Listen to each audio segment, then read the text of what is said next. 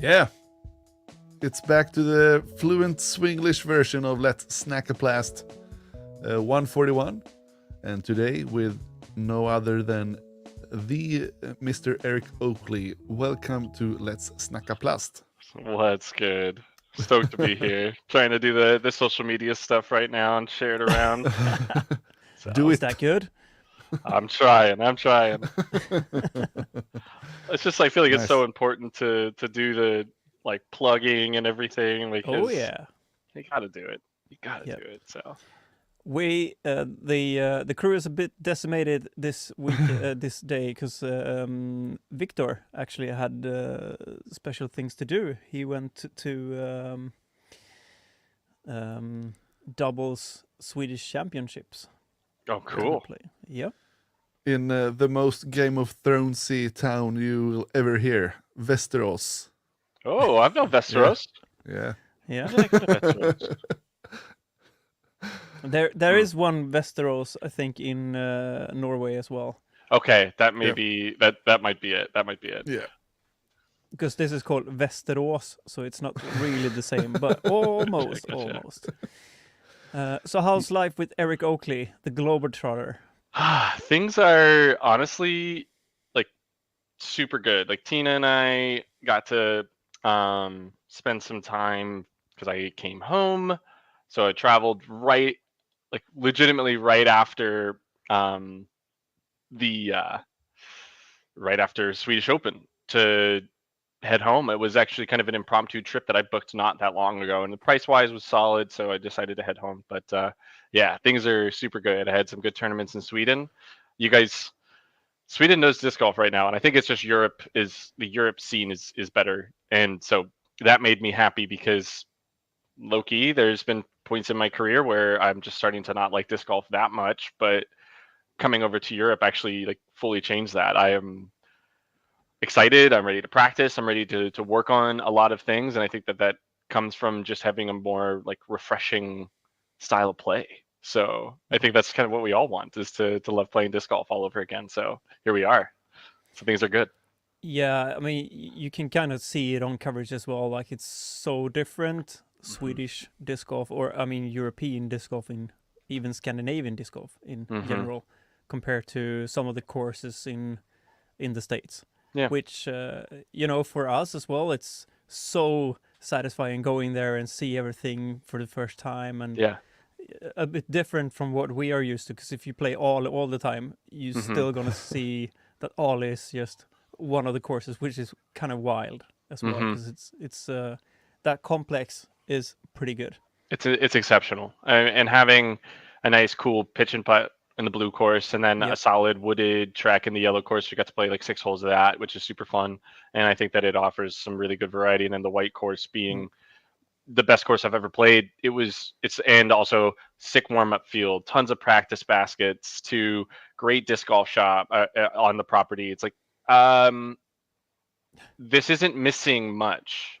And I feel like it also has the ability to grow and change a little bit. Like if you wanted to have a bigger event there, like a major or something like that, it's like, okay, I think they would figure it out. They're the type of people, if we could make that happen. I wish Garden and Ale were like 30 minutes closer, because then it's like, okay, maybe like you use Gothenburg as the hub, and then you can travel to both. But it is like being it's a bit of a drive. It's almost too far 2 apart. hours, yeah. Yeah, to make that happen. Like, yeah, Gothenburg ends up being a solid spot, but you don't want to be driving from Gothenburg all the way out to Immers and then the next day having to go up to Ale. It's like that's just a pain. But it's like, but also when we have tournaments and they're back to back like they were this time, it's like, this is fantastic. We we had that in Portland just before this. It's like kind of nice to be able to have less travel in between, because you can take almost a full day off, which is kind of nuts on the tour and how it goes sometimes, where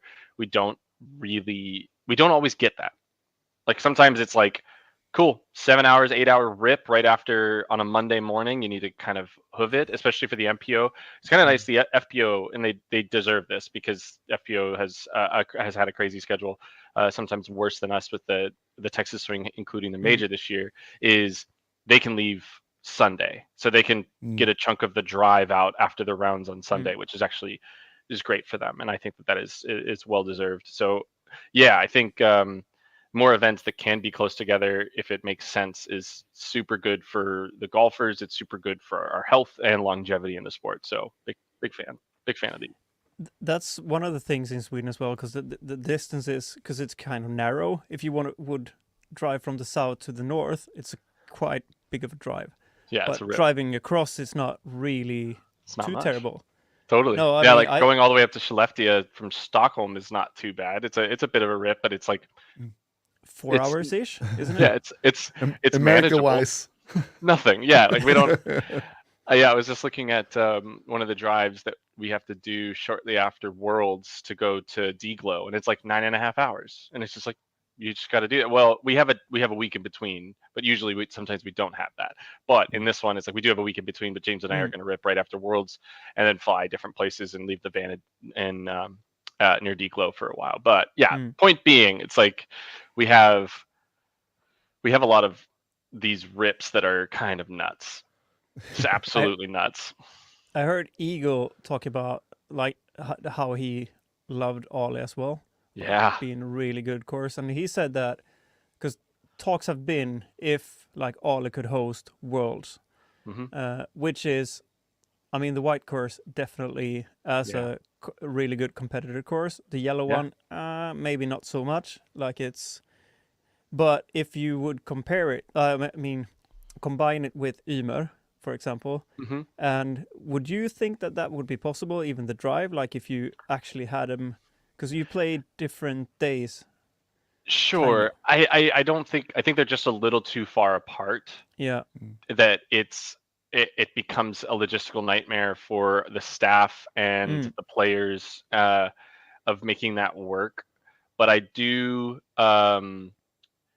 I do believe that Ale, with adjustments to the yellow course, maybe you dismantle the blue course to host Worlds and expand and use more of that property out that way, that it could be done. And I think that there are some areas of that land that I don't know exactly what all they have, that it's like, okay, cool, you could maybe make a couple adjustments to the white course. I would prefer them not to, for obvious reasons, but maybe you cut some of the holes on yellow and include some of the white holes and add some other holes to a different part of the white course.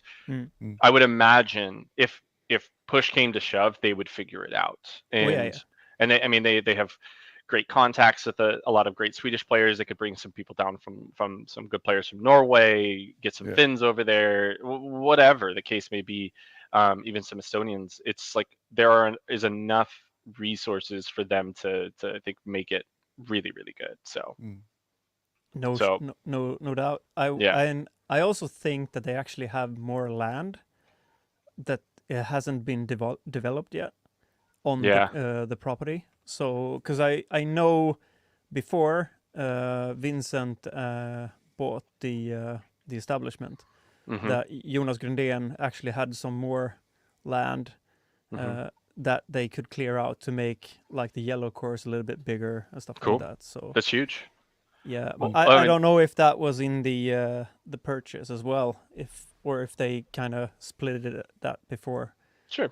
I don't really know the details. But I feel like if they understand the amount of positives and what it can bring financially for the property and to the surrounding areas and communities, it's like, okay, cool. Like there could be a lot of things to help make that happen and make that be a really positive thing. So I think that there's plenty of time for this. I think Ale with the Swedish Open should both be Elite Series next year, and it's not even close. Like we need to have the biggest field at Ale and also to give it the reps it deserves, because learning, where backups may happen, learning how the flow works, learning how to separate tee times or whatever, and also adjustments to the FPO course, adjustments to a couple spots here and there on different holes. Like you want to see that, and you really, this was a perfect test run, and it went great. And so why not expand on that forward? Like I think there was a couple spots at Ale where it was super soggy, And it's like, okay, cool. Well, now they know that if they get a lot of rain, which happens in Sweden, happens everywhere, that that you might need to have better irrigation in some fairways to help keep the moisture and run it off to different places. I know that my favorite hole 15, 15, the par 4 up the hill with the rock. That one that had a really soggy fairway, and sometimes you land in a spot where your footing was pretty bad. So, but that's stuff that they just have to kind of figure out and work out and use their resources to help get the course to look kind of pretty primo. So, you know, I trust the people there. I trust Vincent. I mean, I trust the crew. Great also people. They have Camilla Janberg, who used to be the course designer along with Dawn.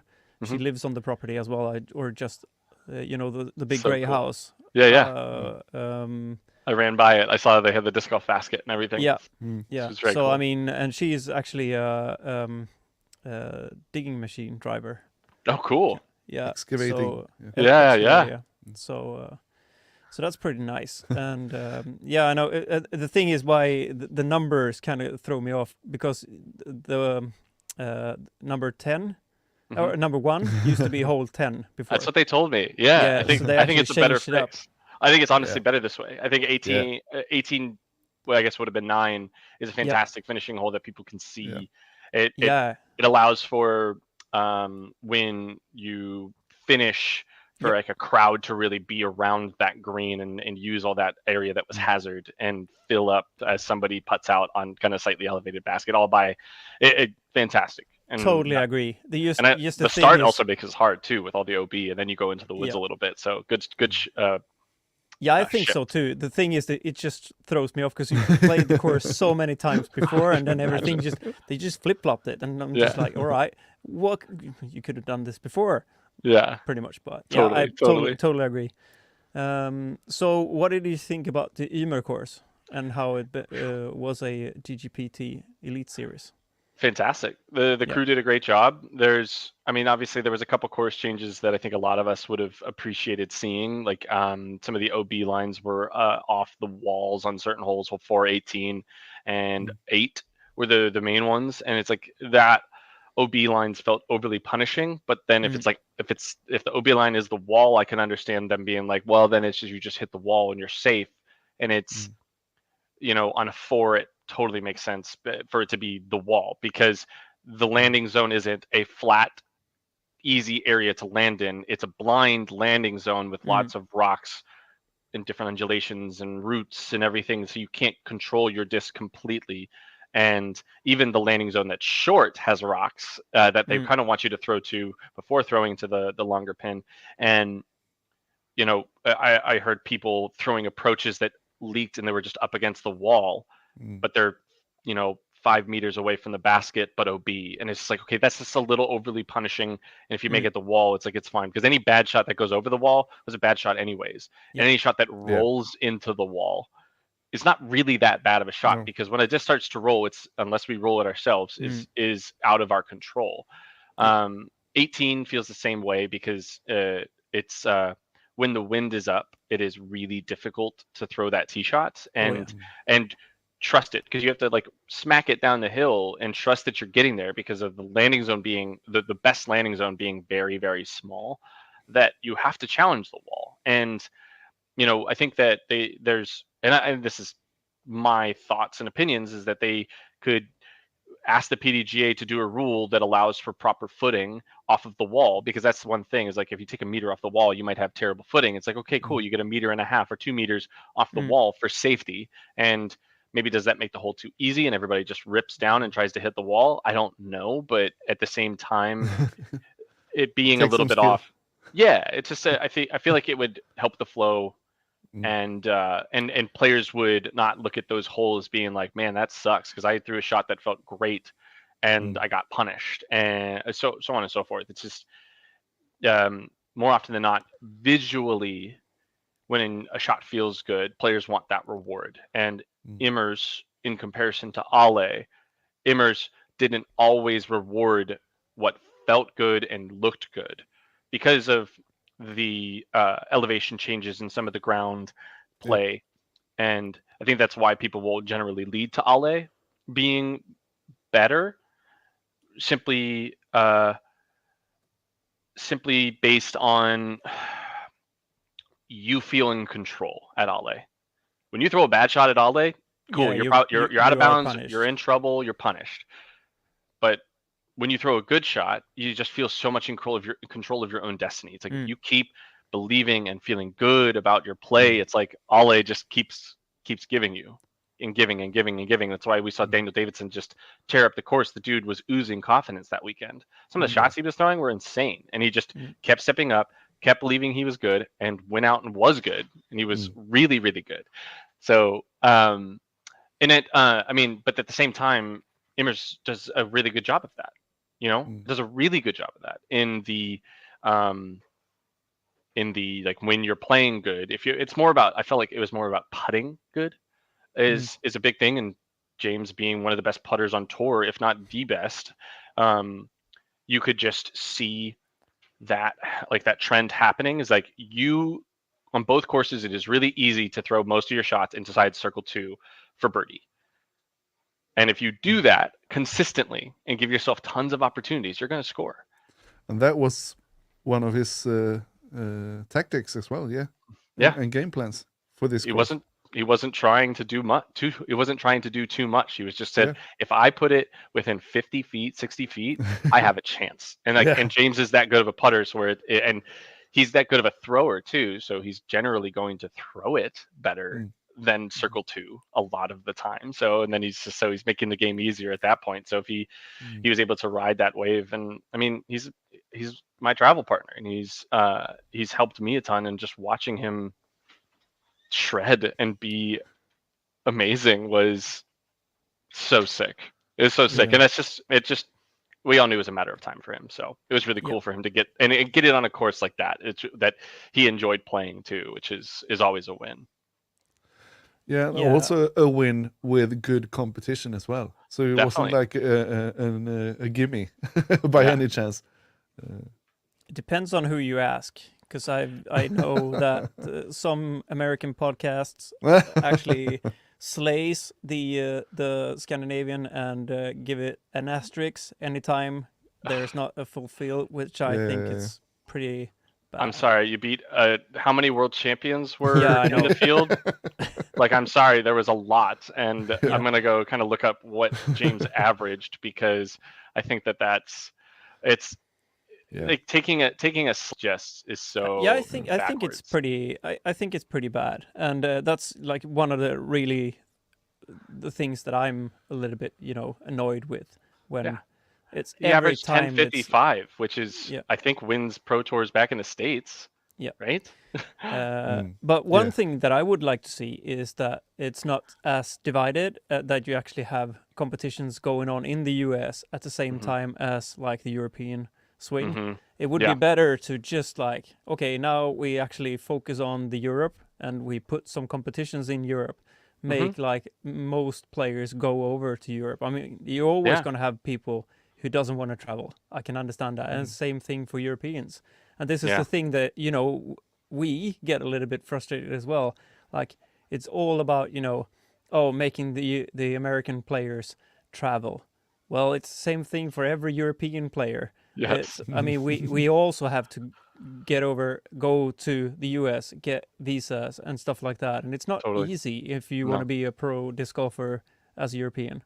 Well, here's one part of that is any American that is unwilling to come over, you need a really, really legit reason to not play in Europe.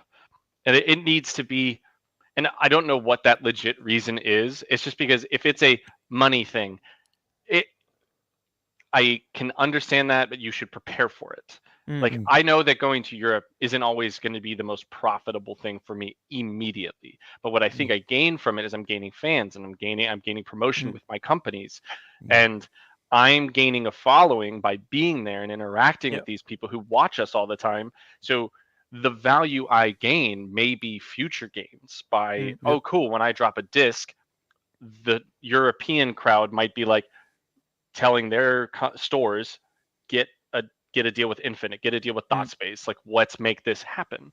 So you're investing in that future, which is great. But also at the same time, like, not coming over if you qualified for European Open makes no sense to me. If you qualified for a major, you play a major. Majors, winning a major can change your disc golf career. Corey Ellis changed his disc golf career. Kyle Klein winning USDGC changed his disc golf career.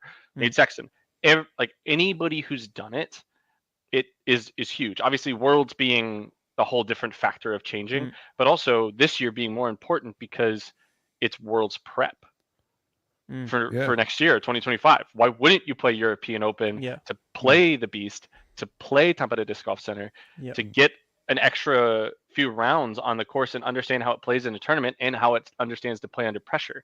You're handcuffing yourself. Now, Worlds this year in Lynchburg, it hasn't really been played for many events. Some people have played it, so feels a little different, but that's its whole thing. And I think this year could have easily been the European Worlds, but that's a whole, we could talk about that for hours. But it is what it is, and I mean, we're here now. Yeah, and the only thing that I got with Lynchburg is that the golf course doesn't look really that, you know, I haven't looked at enjoyable to watch but I mean the Paul course, I don't know. My buddy said it. He said it was hard. It's a good level of difficult, which is nice. So if it's a tame version of Northwood Black, fine, I'm here for it. Like, let's go get punished. I think Tampere Disc Golf Center is going to be hard just in the similar fashion. So like we're gonna get some quality, challenging courses that'll be nice. I heard Tampere is like a harder beast. Oh yeah. I've played it. I've played it in 2019 with Teemu Nisanen when we were up there, and it was fun. And in 2019 I was a decent player. I think I'm a better thrower of a disc now. I think I was I was able to string good rounds together back then, but I think my game plan and understanding of how to throw discs has just improved over 4 or 5 years, which is, I think, as we all would hope happens in playing this game for as long as we have. So I'm really excited to go back and see those places, and always the Beast is always a special spot. So I mean, to the same point of to kind of reel back into, like, there's just no reason to not come to Europe. Even if you qualify for European Open, playing in Krakow to European Open and maybe Estonia is worth it. If you just come over for Krakow and European Open, still worth it. Like, there's not only the factors of what you gain by doing so, like, but what also, like, just the experiences of leaving the United States and experiencing new cultures and in the world in a different way, that's also huge. Like, you should more people in general, not just disc golfers, more people in general should see the world more. Obviously, financial reasons are tough, but in a sport where it's our job, you should. Avery Jenkins said it a long time ago. He says, he would never, if he's qualified for a major, he will never miss a major. Wherever it is in the world, he's going.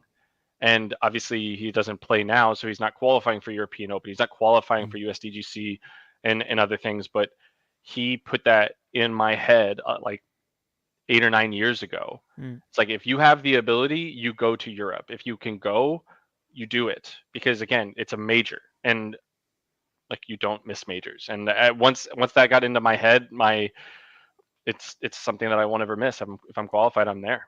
So yeah, and not only it's kind of cool that the sport you do as a living also give you the opportunity to see the world. 100%, Anders. 100%.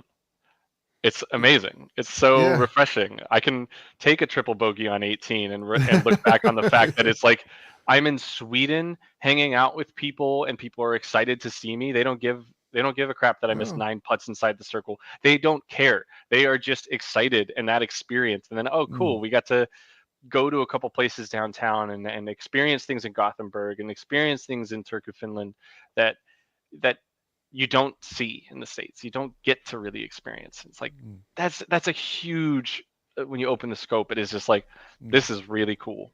This is really, really cool. So yeah, couldn't agree more. What should we compete in so we can go to the States? Well, if you ever have the opportunity, the best tournament is go to Green Mountain Championships in my eyes. So if you guys can make it to that one, whether it's a Worlds or I know that they just had a smaller tournament there just recently. But if you guys ever are looking, like, go there, because you won't be disappointed in the courses as well. Because I think the Green Mountain Championships is the most European style golf that we have on tour, between the two courses, offering very much like Ale is like a better version of Fox Run Meadows, and I think Immersgarden is a very similar version of Brewster Ridge, and I think I like Immers better than I like Brewster, and I like Ale better than anything right now. So that's what I would do. But again, maybe you guys want to come over and go to Emporia and get to really experience the true American wind that we have. But you guys get plenty of wind out in Sweden. So, but I'm just joking around. So I just want to go bass fishing if I go to the US and play some disc golf. There you go. Yeah. Why not? And that was basically the thing that I was asking. What sport should Ted do to be able to go to the States and watch disc golf? My closest to getting to the States, I think, is competing in barbecue. But bass fishing might be your thing, Ted. I don't think so, because bass fishing competition is like it's wild, wild and expensive. Yeah. So yeah. Anyways, Eric, I thought that our fans should get to know you a little bit more and on a deeper plane than just as they seen you on the television. So what got you hooked in disc golf? I had a friend when I was like 14 years old. We played soccer together, and that was like 22 years ago at this point, and he was just like, hey, I got a sport called disc golf. Do you want to go play? And I said, sure, like whatever, I'm down. Like, and I was hooked immediately.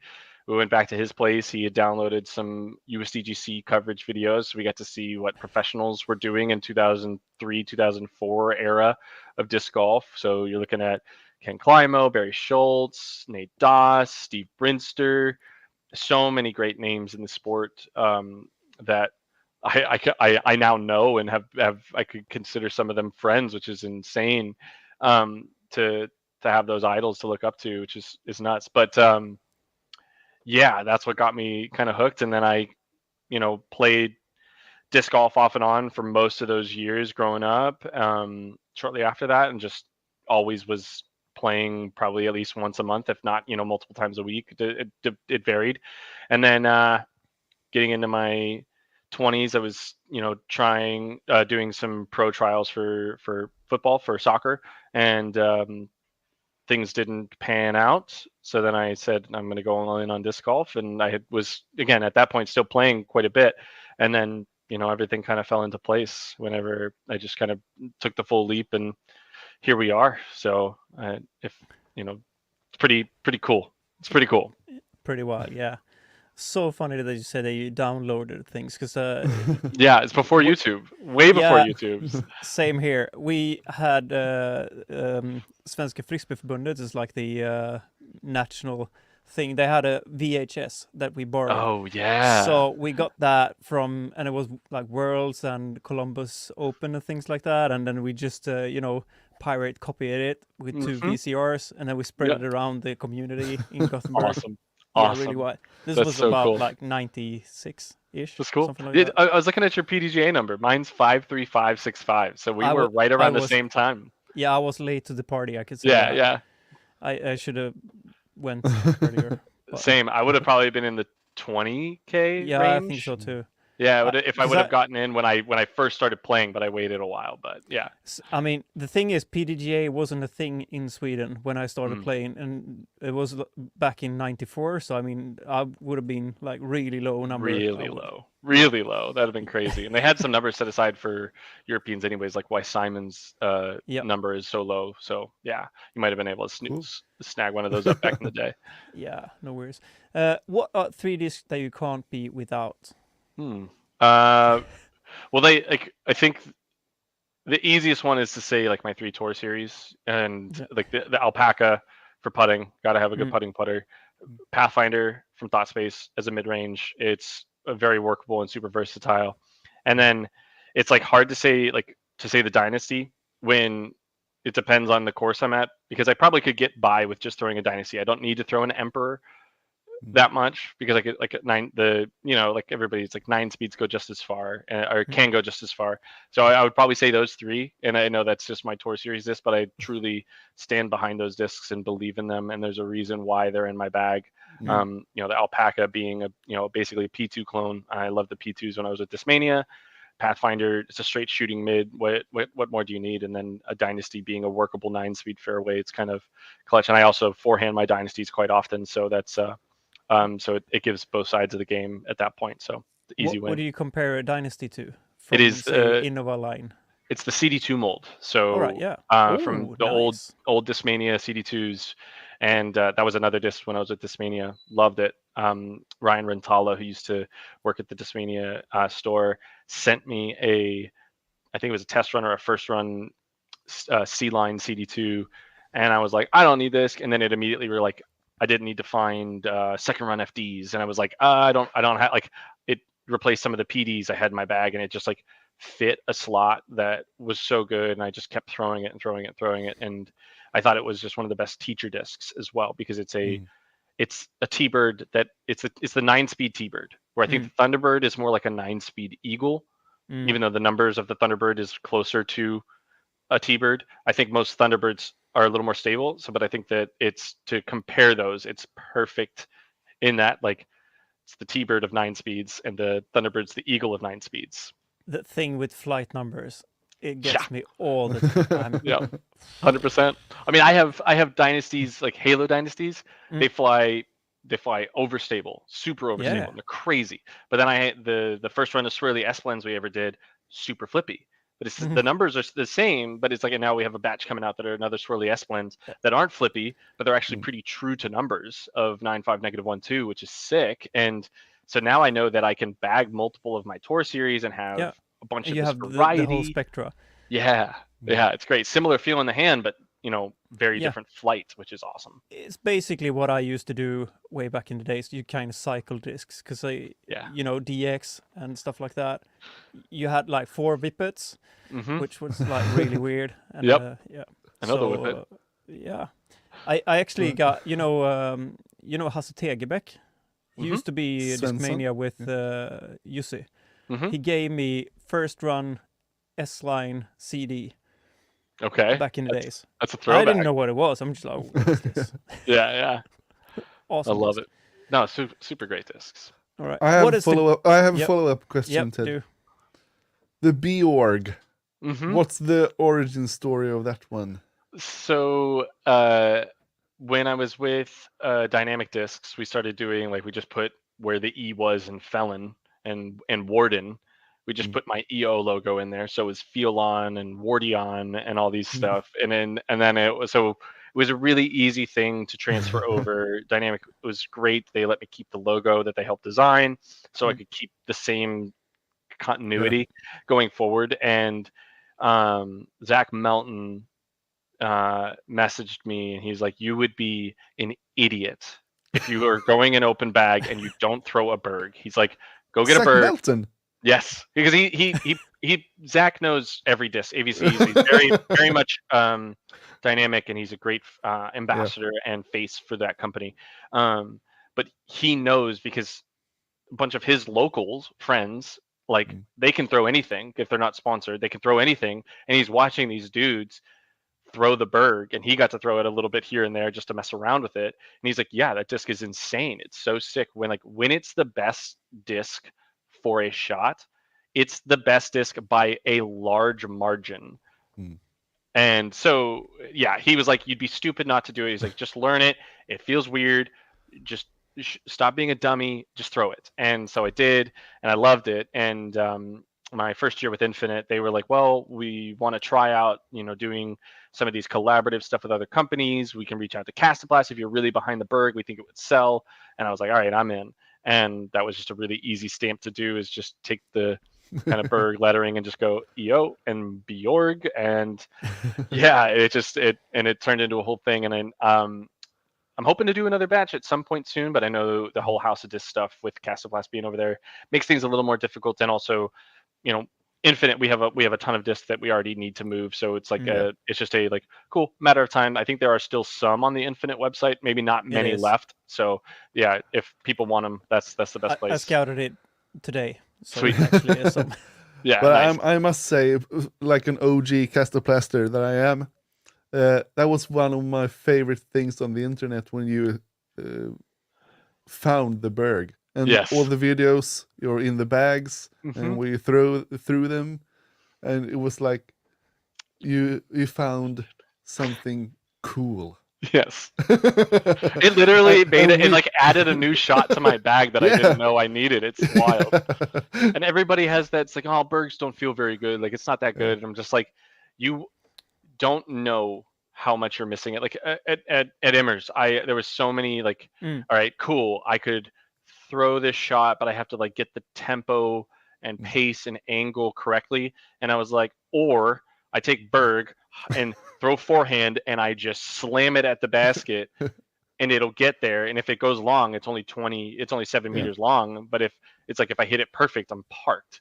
So it took a lot of the extra thinking out of it. And I just had to just take the disc, trust the disc, commit, which is way easier than like take the disc, pick the right angle, pick the right speed, pick the right this, and then it's like, all right, we just trusted it, and it's fantastic. I think you both had the same epiphany when you threw it the first time, because I remember when I put a Berg in Ted's hands and throw this one. Yeah. And it was like money shot after money shot. Thing is as well, I used to be an old piranha thrower, and that went out of production. So OP for sure. Yeah, so I couldn't get any. For a long time there was like, because my old stack was gone way back. Well, and it was that older plastic too, so they didn't last that long either. So, and the thing is as well, they kind of, you know how Dave is. I mean, he always tweaks things. So you had some runs where were like super overstable, which was the good runs, and then you had the flippy ones, which were shit. And you kind of get some of those, and you're just like, what am I going to do with this one? Because it actually flips straight out of the box, and then you kind of scout it for the unicorns, which I hate. That's my theory. If you find a disc which is really good, I just want to pick one up from the shelf, have the same flight every time. Yeah, kind of. I mean, some variations you're always going to have, but totally. I grab when I get discs. I generally grab in stacks of like 10. Like just because if like I go out and throw it and I like it, it's great. And if not, I do have the luxury of we set up and sell. So if I throw it, don't like it, cool. It goes into the bins. We move it that way. So it doesn't really hurt. And the sponsors are fantastic with that stuff. So if I do ask for 10, they're not like, oh, that sucks. It's like, because they know that it's just going to go, it's going to find a way. It's either going to be in the bag and I'm going to help sell them, or it's going to end up in the bins and we're going to promote them and sell them that way. So it's just a really nice, but yeah, I agree with the finding runs is kind of annoying whenever they're not good, because you're like, why? Same. I mean, I found the Champion Glow Leopard 3s, which was like money. So I kind of, once I found one that I really liked, I kind of scouted, bought like 6 more just to have as backup. Because I mean, if you find a really good one, 6 of those is going to last me a long time. Totally. So, love that. Yep. What is the grossest thing you can put on food? Grossest thing you can put on food? For me, oh man. Like, I'm a huge sushi guy, and I just hate when they put a big chunk of cream cheese in a sushi roll, and it's just awful. It's like when you mix it in, it's like totally fine, but it's like this big chunk, and it takes away from it. So that's up there. But I also don't love like the Heinz yellow mustard, the yellowy mustard that stains your hands and everything. Like a Dijon mustard's fantastic. That stuff is all like, because it's like fancy, it feels good.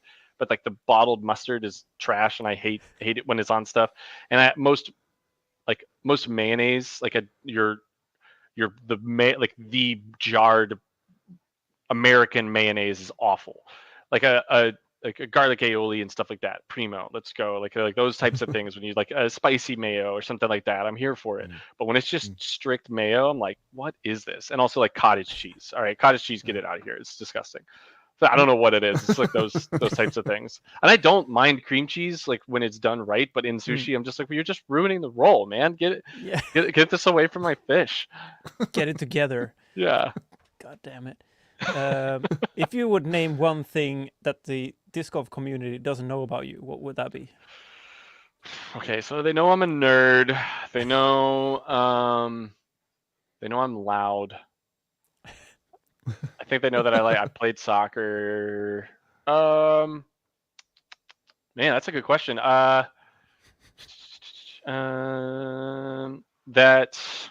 I used to play hockey, I guess, is like one that I was actually I was a goalie in hockey. It's like I was a field goal kicker in football as well, but I think soccer kind of like they can allude to that I might have done a little bit of that. But yeah, I was like, and I'm a huge hockey fan, so I like it's one sport that I wish, well, that and soccer, but I wish I could play all the time. And I loved hockey growing up. It was just such like even loading up the pads and just having people just rip a hard rubber disc at you. It's just like I just want to get in the way. I don't know why. It's just like it's super fun. So that I would say that's like not the weirdest thing, but it's something that most people don't really know. And I'm also, a huge hockey fan.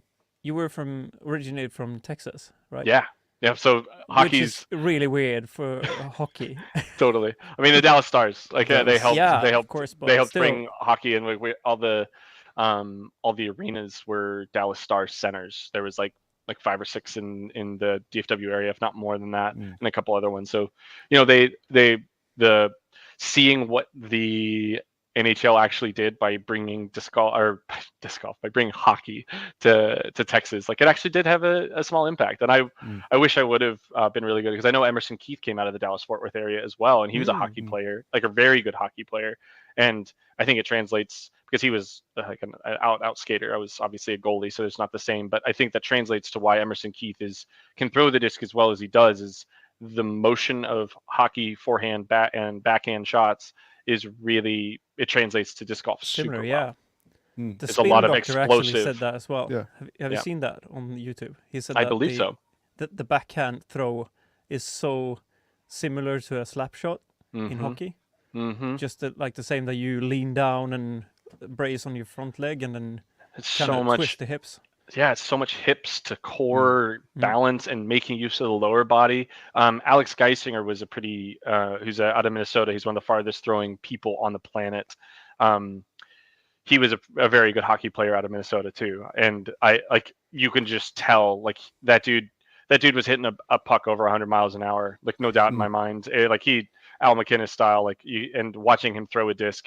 First time I met him, I was driving the Discmania RV. We had the radar gun set up, and he won the radar gun competition over the year, and it wasn't even close. Like he reached 90s, and nobody was even. I think the next highest was like in the 80s, and he just absolutely stomped on everybody. It was really impressive to watch him, and I didn't know of him until I didn't know who he was, but people kept telling me, he's like, when Alex gets here, he's going to break the record. It was like, and I kept doing this, like, sure. I've seen this. I've heard this. I've heard this person throws far. And then it was like, oh, okay. No. This dude's like absolutely like real deal. And now, I mean, he's, he's family man. So he's not playing as much disc golf, but I know he qualified for the preserve and has done some more distance stuff, which is just awesome to see, because he's insane.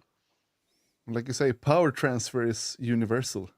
Basically, so it is really important to learn, and I think that some sports translate that better. And baseball can have some crossover, but I think hockey is way more, because baseball, a lot of it, I feel like it's like when you're batting, you're in a standstill motion, but hockey, you're moving your feet into a shot. So I feel like there's a little bit more of that, and I do think a small part of that also comes with like soccer. Helped a little bit, where I feel like I have a good base and good everything, but my upper body, like my hands are less coordinated than my feet. Like if I could use my feet to do stuff more, I think I would be better than what my upper body can do, like weirdly enough, because of how much time I've spent with the ball at my feet. So cool. Sweet. Yeah. Mentioning the Discmania RV, what are your funniest memory from the Discmania RV? I think there was one moment that I remember, like I didn't know about the generator or how to turn the fridge on or any of that and then it was like 4 or 5 months in when people told me that you can have power, bud. You can have this. You can have a fridge and all this stuff. And I was like, oh, cool, awesome. But I had they basically were like, you got here, you're going to an event. We loaded it up with this, and then they said, good luck. And then I'm on my way. And I should have asked more questions, but I was like, I'll figure it out. This will be great. And yeah, it was pretty wild. And I do remember one time I got turned around in a parking lot and I just bottomed that thing out so hard. And I was just like, I hit something, the back end, and it was like I felt like I was like, yep, this is it. I'm broken down here. And then I just kept driving, didn't hear any noises. Nothing was broken. And I was just like, okay, we're good. Just keep going. So yeah, there's some pretty good moments. Obviously, they put a really gnarly sound system in there, so we bumped some serious tunes. Like obviously, there's the video of Simon and I singing Frozen back in the day, which is obviously that's got to be up there. Yeah, so love it. So where did you meet Tina? I met her in Columbus, Ohio, at US Women's, the year Hannah Leatherman won. And I was with Discmania at the time, and she was there playing as an AM. And I had the Discmania setup, I had the radar gun, we were doing all that stuff. But I was a dude at a women's only disc golf tournament, so nobody was really coming up to say hi. I had a man bun. I was just doing my thing. I was in my mid-20s, obviously. So there was a lot of that. But then we met at that tournament, and I think we were friends on Facebook through just different disc golfing. When you see people who are disc golfers, you're like, yep, add as a friend. Here we go. But I just messaged her later. I was like, hey, thank you so much for coming by and throwing into the radar gun, because after she did, so many more women came and they checked out a bunch of Discmania product, and it was fantastic. So it ended up being working out to be cool. It was she was the icebreaker for everyone else to kind of come and help out. And then obviously I was just like, hey, thank you. And if you want to keep in touch, and she worked for a disc golf charity at the time. And I was like, cool, well, let's have some business talks about what Discmania might be able to do for that, because I can pass that along. But also I was like, what's up? You're a babe. I think you're really beautiful. Let's hang out. And so there was always that part of it. A lot of it, it was obviously very much trying to be work first, but also was like, yeah, if something comes of this, I'm super down, because she's a dope person and she's beautiful. And here we are, we've kind of done it ever since. I've been at it. So pretty cool. Yeah. Her being from Minneapolis, Wisconsin, she's right across the border in Wisconsin. Then she lived in Portland, and I was I did Dallas Fort Worth, I did Salt Lake, and then we were all over the place. And it was to kind of meet in the way we did. And then we were in a van an RV for 5+ years together. And so we just it was kind of crazy how fast we grew together, because we spent so much time in the traveling and being in a small space. You just have to be like, cool, if we're mad at each other, it's not like I can go to the other room because the other room that's the same room. Yeah. So you learn to deal with things right away.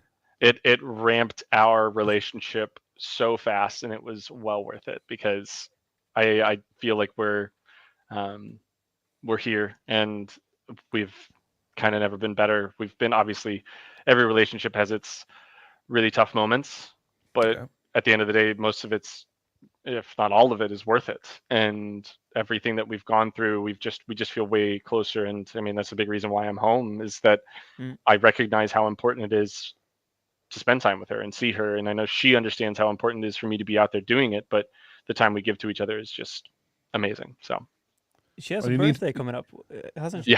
Yeah, in 5 days. So I will miss that, but I'm here to hang out with her, which is fantastic. So you also, has she been to Sweden yet?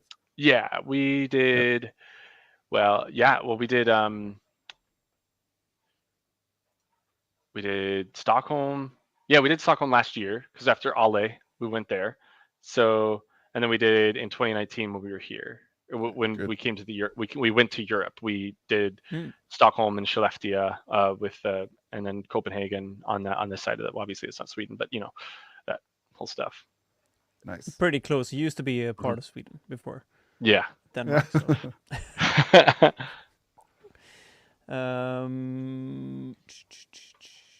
Yeah, I think that was my questions, Anders.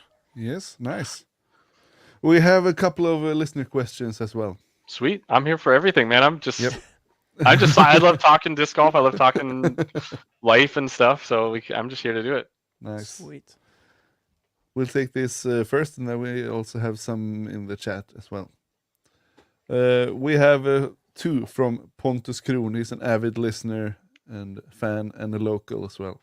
Sweet. What's the long-term plan? Disc golf for life, or I could use an extra hand on the construction site? You know what? Okay, let's get real. Let's get like super real. So last season, I had probably the hardest stretch of golf that I've ever done, where I played. I think it was like almost 19 weeks is what was planned to play in a row, and in doing so, I burnt out and got frustrated and was having issues controlling my anger and different things like that, which makes sense when you just have to kind of like band-aid each bad experience from the tournament before, because you just got to be like, whatever, on to the next one. And you couldn't really face those. So essentially, all of that feeling made me look internally. Is like, do I want to play disc golf forever? Do I want to keep doing this? What would I do if I wasn't in disc golf? So it allowed me to think about what that looked like.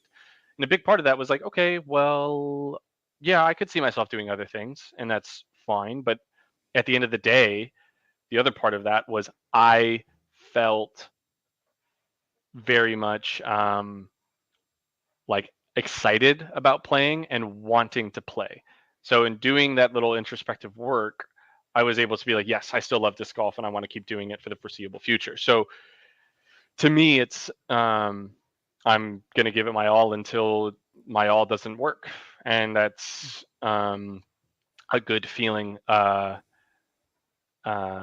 have. And so I just turned 36 in June, and I feel good, and I feel like my game is trending in a better direction, and I'm showcasing that I can still compete. Some courses don't fit my game, and that's just how it goes. And maybe in the future I don't play those events, so I can rest up for the events that I do play well at, which is definitely something I could see happening more and more in disc golf.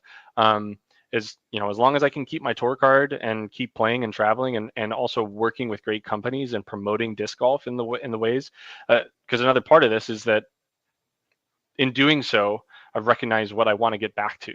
Because in 2019, before the pandemic, we came over to Finland and Sweden, and we were running events. We were putting stuff on. We were, doing clinics and setting up and selling discs and talking about discs and interacting with people. But 2020 just like ruined that. And then we didn't do anything in 2021. We didn't do anything in 2022. And it's like, cool, in 2023, it's like, do we need to keep doing this? Because we were still in that boom feeling.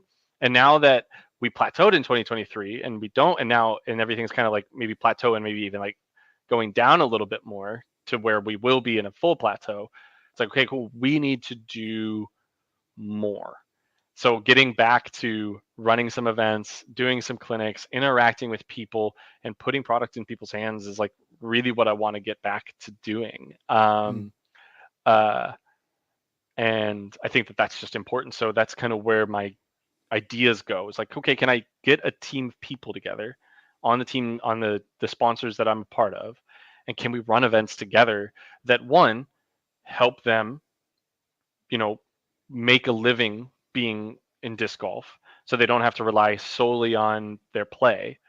Like, can we do that? And also, can we give back to the people who are really truly supporting us, the fans, and giving an experience? So that's where I see myself in doing a lot more. Is like, I'll still be a player, I'll still do all this stuff, but I want to get a crew that goes out and makes some amazing things happen for the fans. And I do want to spread that wealth that I could get with those amazing people that I'm a part of. So that's I would be a terrible construction person because also I tend to break things more than I fix them. So I'm not your guy for that. You can ask Tina about that. The amount of things she's had to fix that I've broken is too damn high. So, so yeah, I won't be your guy there. But obviously, you know, Demolisher. Disc golf. Being a professional disc golfer, yes, I'm a demolisher. That'd be great. Please, I'll be there for the demo duties. Disc golf won't last forever for me. I could probably play forever if I really want to, but it's like making a living at it won't always last forever. So prepping for that, I would love to be in disc golf, whether that's as a team manager, a commentator, or whatever comes my way. I hope that the connections I've made can provide opportunities. So yeah. Great question. I'm sure it's gonna be, because I mean you're a really likable person, and I gotta say, I mean we followed the last round on Swedish Open, the full round, and I must say it was one of the best cards to be following that I've been watching for a long time. I appreciate that. Yeah, no worries, man. Yeah. And if you would like to have some clinics and stuff like that, I mean next year if you go to Scandinavia. We can probably set something up with the podcast and do a meet and greet and stuff like that. I'd love no that. Worries at all. Yeah, I already plan on chatting with Vincent about the RVs and everything, because I think it would help to have. It's not necessarily about the stay. It's more about making use of the storage and getting, infinite thought space and, having alpha over in Norway, getting a bunch of those discs and being able to set up and do that, I think would be huge. And that's something that we're really, really going to push for, because if we say we go over similar to the same time that Clay Edwards went over, it would be pretty sweet. How sweet it would be to set up some more events, support Sweden, support Norway, support Finland, and do all of that. I think it would be an incredible opportunity for us to make some positive growth in disc golf and grow our companies in that side of the country, because I think there's some shops that would hold those discs but haven't yet because there's not enough ask. But if we go out there and create the ask, now everybody wins. So yeah, I would say so too. And that was one of the things that we were talking about as well. I mean, I've been in the sport for a long time, and me and Anders and Victor, we kind of spoke about how could we give a little bit back to the community. Doing a podcast is one thing, just speaking about things, because when we bringing us in to help an event, it would be next level, right? I love that. We are going to run a charity event actually this year. We were speaking about, and just do like every profit goes in and then we give it away to I think it was Suicide Zero, because I had a friend passing in like a year ago or something like that. Well, let me know if you need some extra donations for something like that. I'd love to contribute. No worries. Like this, I know that's not what you were asking, but please, anything we can do to support that in any way, Tina and myself, we're all here for that. I know that you guys do a lot of things as well. So I mean, if you, we can chat later, man. I love that. I love that. Kick it away, Anders. Yeah, for sure. And I also want to say that, as you said, Ted, we were following your card, and not only did you play, you turned up the heat. Really, really good until the round destroyer hole number 18.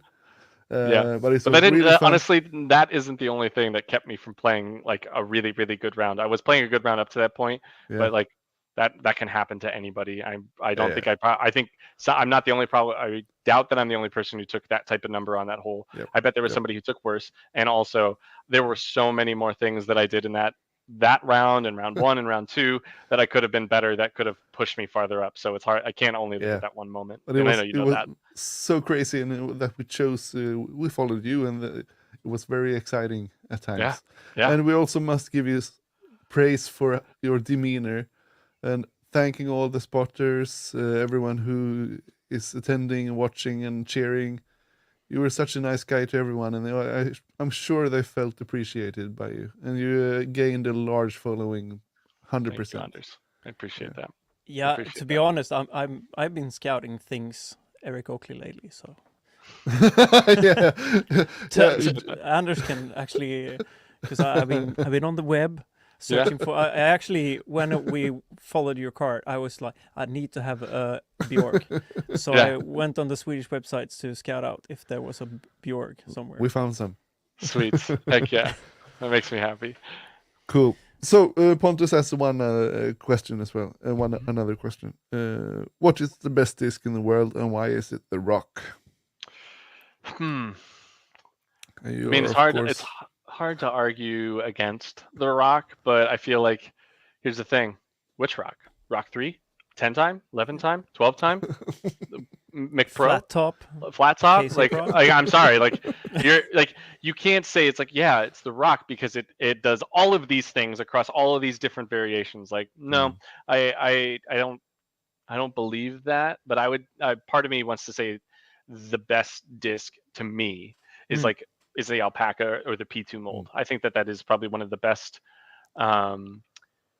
discs, and it's actually when I was before I was with Discmania and I picked up a P2, a D-line P2, had the Psycho stamp. It was amazing, and I learned how to throw it. I was putting with it, and it made me a better disc golfer because it was so workable. And then cycling as we do with the D-line plastic, and then when I had different ones, I think it helped make my game better. So I would lean towards that type of mold, in my personal opinion, being the best, just because I think it is an incredible thrower. It's an incredible approach disc, and it's one of the best putting putters on the market. And so Alpacas don't miss if you're James Proctor. So totally. For sure. And when do we see an Alpaca with a bead asking for a friend?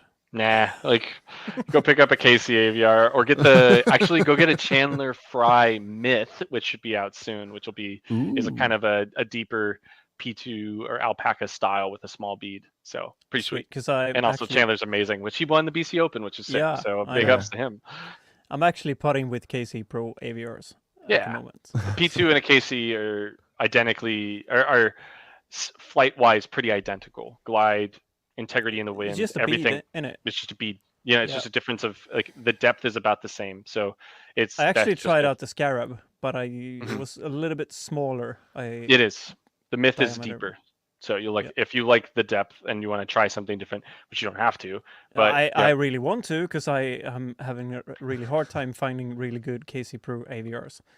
Myth might be an option. And again, just like Chandler's one of the best putters as well. I mean, he needs to be in the conversation of top 3 with Andrew Marweed and James Proctor. Well, actually, scratch that for sure. 4th, Silva Saarinen, top, not even close, and then the other 3.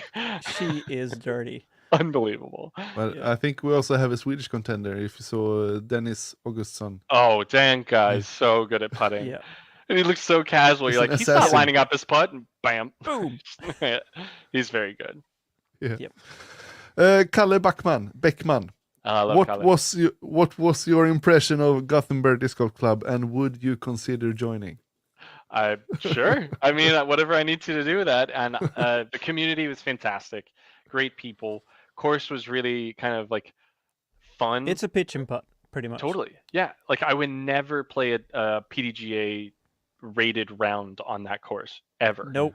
But I will go there and throw. Have so much fun throwing some of those shots. So great option. Also the community being super, super good is just like that type of stuff is really fantastic for disc golf. So you can tell what they've done and he's done there is top tier. So it used to be my home course.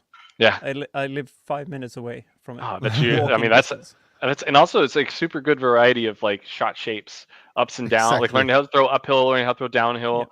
You some shots shaped for a forehand, some shots shaped for a backhand. It's designed very well to help players expand their games. What courses did you play around Gothenburg when you were there? Just that one, and then we just ripped up at Ale and out to Image Garden. You didn't go out towards Onsala? You need to visit that one. I will. I mean, I got more reason to come back. So it's the West Coast swing. Heck yeah. I mean, that's the coolest part of if we do come over and we have a little more extended time and we're traveling around in an RV and running events. That'll give us a chance to play some of these other courses. Like, I mean, last year Clash helped us get involved with Luneby Park in Chipping, Yeah. which is a fantastic track. Love what they've done out there. Super fun. And yeah, I would love to play some more courses and things like that that open the door for some really cool stuff. So yeah, here for Just it. around Gothenburg, I mean, driving distance 40 minutes from Gothenburg, you have so many courses. That's awesome. It's unbelievable. That's awesome. So, yeah. Emil Sneaky Dahlgren. Oh, what a guy. What changed in your view on course design after you played Ale? And bonus, did you try the yellow? And I think you hinted with... We only played like a third of it. Yeah. So I think one thing that isn't challenged enough in course design right now is variety of distances in like what is asked of you to, like, how well versed are you with your bag. And Ale does an amazing job of that, because a lot of the holes you are given the opportunity to play it whatever suits you best. Yep. And sometimes, like, I look at the par 5 that David was, it's 12 on that course, or is it 13? It's 13 at Ale on the white course. You know, I'm going forehand off the tee, and I'm trying to rip a forehand because that is a shot that I feel really comfortable with. I'm pushing my forehand. Final day, I pushed it all the way into the gap, and it felt awesome. But it's the par 4, isn't it? It's 13, the par 5. Yeah, par 5. Yeah, the par 5. Yeah. Sorry. And then Daniel Davidson went roller, and then he went super aggressive and got the eagle. But I went forehand, pitch 4, and that was great, and I felt awesome about getting my birdie that way. Like, and I think that diversity is really great. James in practice was going mid-range, birdie. So it's like that variety is super good. And then you know, I felt like I was asked to throw a mid-range off the tee. I was asked to throw a fairway driver off the tee. I was asked to throw, you know, hole 16 being this crazy downhill shot. I watched a bunch of different throws, and people were like, why aren't you throwing the forehand? Your forehand's so good. It's like, I just didn't, it doesn't look very comfortable for a forehand. And I was throwing the backhand mid really clean, and it was working great. So I was like, why wouldn't I just throw this backhand mid? Like, and so I felt, you know, it was a fan grip Claymore turnover for me. I can't tell you one other place on tour that I throw that shot. It's such a cool hole. Yeah. It's like, that's amazing. So I think that's something that Ale does a really good job of. It's like, when you're throwing a distance driver, it's not like just send it, like outside of maybe hole 18, maybe, but a lot of it is like, you choose to go distance driver because it's consistent and it will get to your landing zone, but you're having to shape the shot really well to make that happen. And I think that's again, the amount of different discs I've used at Ale and Immers is insane, and I love it, and I am so here for it. It's kind of awesome because low key, it's not your standard like 5-6 discs around. Yeah, sick and tired of throwing. I love my Emperors a lot, but I have thrown so many Emperor backhands as hard as I can on tour this year. It's turning into a snooze fest, and I mean, who doesn't love throwing big distance? But when it's the only thing we're being challenged on at a lot of these places, it starts to wear thin, and it's just not that fun. So to the point of why I'm enjoying disc golf so much is, I think partly because of the course design and out of the European disc golf swing is just feels better. And maybe that's property, but also maybe that's comes down to design as well. Yeah, I think the thing is agree. As well with Ale is that it's actually a property which they cut out a course. They planned out the holes before. It's not just like you get this land which is already cleared out and you kind of try to fit in the holes wherever. This is like untouched, and they just planned everything. It's a brainchild. Well, like the biggest comparison I got asked was like in comparison to Eagles Crossing, which is that huge course in Missouri. That's kind of a similar option. Really, but it comes down to design. Like, I think the designers did a really good job with where they put the OBs and what types of shots they were asking us to throw, because there are a couple holes at Eagles Crossing where you walk up to, you're like, this hole is kind of bogus because the OB is overly punishing, and it's like if it's windy at all, like it feels impossible to execute this shot. But it, like none of the holes at Ale were insanely far or insanely hard, but they were rewarding. And when you executed the shots, you were rewarded for that. And like that, again, it's putting the ownership on the players to go out and be good rather than forcing forcing us and kind of strong arming us to play these kind of crazy courses. Northwood Black comes to my mind of a course that is probably ahead of its time, and as far as where like I don't think the players are consistently that good at that yet, but we might get there in time. And it's like, so it's like maybe we'll catch up to that, because if I look at the courses we played when I first was on tour to what we play now, it's like obviously drastically harder. But at the same time, like I still think that maybe we've gone a step too far. Like places need to stop looking at USDGC or Ledgestone for inspiration, or maybe, and sometimes even Maple Hill for inspiration. Like you should be looking at your Brewster Ridge, your Fox Run, and European courses for inspirations of what you want to do with a disc golf course. And I think that is really what Ale does a fantastic job of. And it does give me hope that more people can look at that, and now that it's on some good coverage, and hopefully we'll be on more in the future, that people will look at that and be like, okay, cool, this is what we should be, this is the types of shots, this is what we should be asking of players. And again, I think the other part of Ale is that it's not done yet. Like it has room to change and grow and adapt and evolve with the game, where some courses we end up at, it's like, nope, this is capped. This is as good as it's ever going to be. And that's it's kind of grown into the uniform, and you can't even expand it anymore because it's like what you got. And I think that's what you're saying as well, that players aren't as good yet.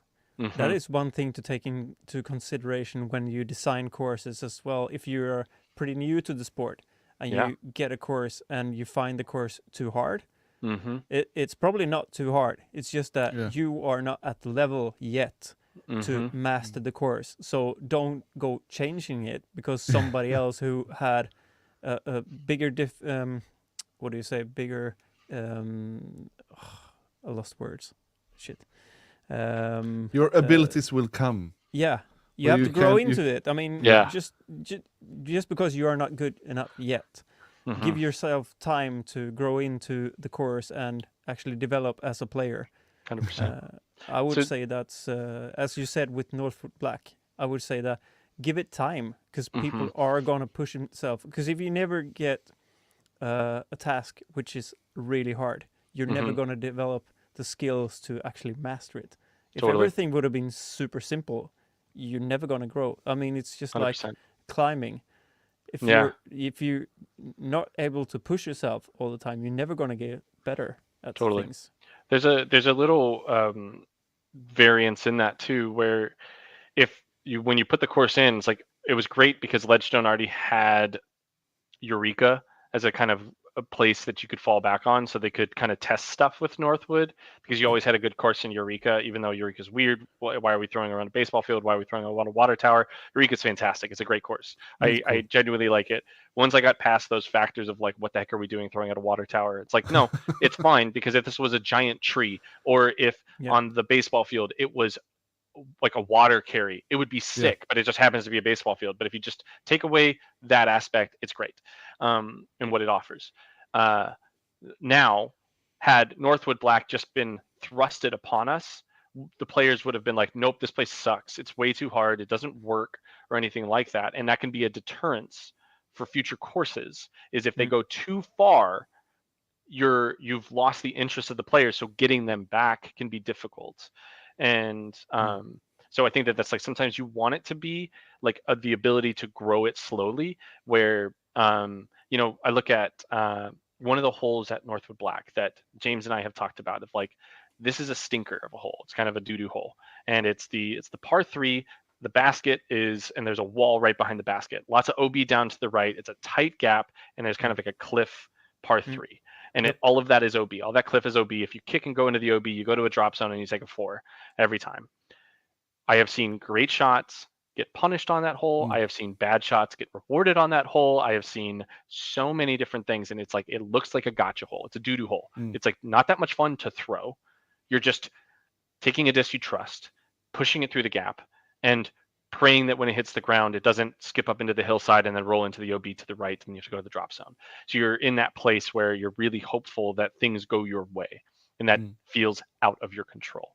And so that's the type of holes that, again, you don't want to see on courses. It does separate scores. 100% it separates scores. But does it separate it in the right way?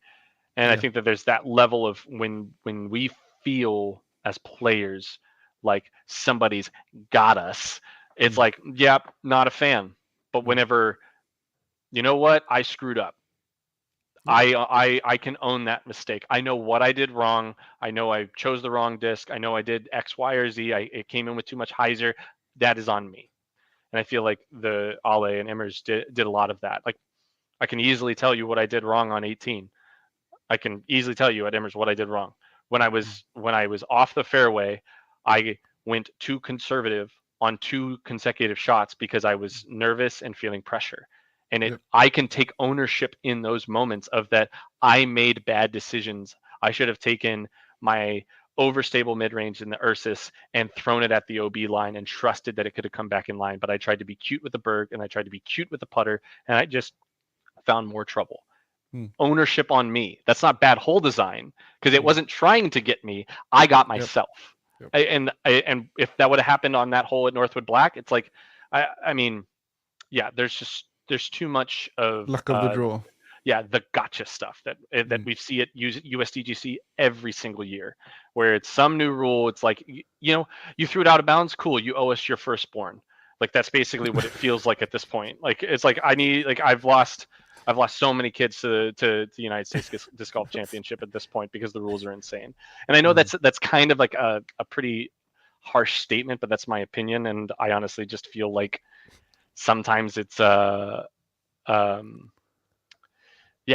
just not for me. And I want ownership, and I want to be able to handle it. And I think more courses that allow for that, the better. And yeah, I hope to see that a lot more. Great. Nice answer. Thank you. Emil is nöjd. Yep. Elena, a request. More disc reviews on Infinite or Whale Sax channel now. Is that good? Oh, yes. Yeah, I can easily do more of that, because I really want to. I think that I've talked about it multiple times, but I think with taking the break that I did this off season, I didn't do much disc golf and disc golf content. But the idea I had was to do, because I did the building the bag, was, let's revisit the bag and let's take a bunch of mid-ranges that I haven't thrown and go try them and compare them to the Pathfinder and compare them to the Claymore. I might find something I like more than a Claymore, or something that fits better than the Quake. I want to go do that. So that's something that I would love to do along with Infinite and on the Whale. The building the bag or revisiting the bag would be on the Whale Pants channel. So definitely something that is on my radar, and I'm hoping that I can do a little bit more here very soon. Do you have time for 2 more? I have time. Yeah, let's do it. Good. Like we said, we are the Swedish Smashbox. It can be 3 hours. I love it. Eric, this is from Jonas Milsten. Mm-hmm. You have a throwing form unlike many other players. Yep. I would be curious to know how your form and technique have developed over the years, and what you think are the biggest strengths with your current form. Okay. So, as I mentioned earlier, watching old USDGC videos of Steve Brinster, and he has the Brinster hop. I did that. I saw him, and being 14, it's like really easy to just emulate. And I did that hop and threw the disc very clean, very far. So that became who I was. So it became part of my form. Now, I wasn't doing the other parts of what Steve is doing as far as his pulled through and everything else. I was doing my own thing, which is very much what I do now in certain ways. I have worked very hard on my form. I've actually worked with a good friend and an amazing swing coach named Landon Knight. He's out of the Dallas-Fort Worth area of Texas. He's fantastic. and one thing we've talked about is like, he's like, I don't want to change your form. I don't want to try and force you to do anything different, because when you look at my form outside of the run up, when I get to the bracing point, I am doing the same things that every other player is doing as far as the pull through and everything. It's just an awkward approach to that last step that is different. The parts and so that's why he's like, okay, but we can fix some of the other parts of getting things a little bit more tight and compact, keeping the disc in a proper space and exploding, and making sure you're not overstepping or things like that. That's what he helped with immensely. And so if you guys are looking for a swing coach and you happen to be in the Dallas-Fort Worth area or anything, Landon Knight, Knight, he's fantastic. And I don't know if he's still doing it, but I think he does from time to time. But he's amazing, and he's an incredible golfer as well. He's an incredible disc golfer as well. So he's like not only like really good at teaching, but he's a really good player too. So fantastic, big time. The parts that I do well is that I generate really good momentum, and I make use of that momentum and weight transfer really well. Like low key, I think a little bit of the jump and then coming down and using some of that energy sometimes goes into my throw. Like maybe not all the time when I miss fire and stuff like that, but that happens. It's just everybody can sometimes have bad timing on their shots. But when things come together, it is a really good thing.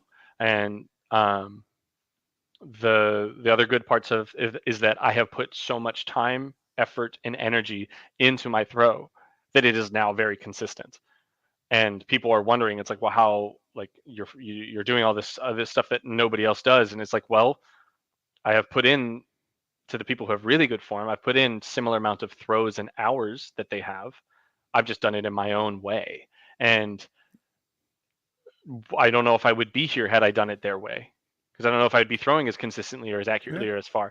Maybe I could be throwing more accurately and more far and farther if I did something different a long time ago, but I've found a way, and I've found a way to be able to at least compete and be in the mix sometimes. So that's cool. So honestly, thanks to Steve for being unique in his own way, and and paving the way for people like myself to keep the uniqueness going and show that that you can get the job done. And but it takes a lot of effort and grind. So yeah.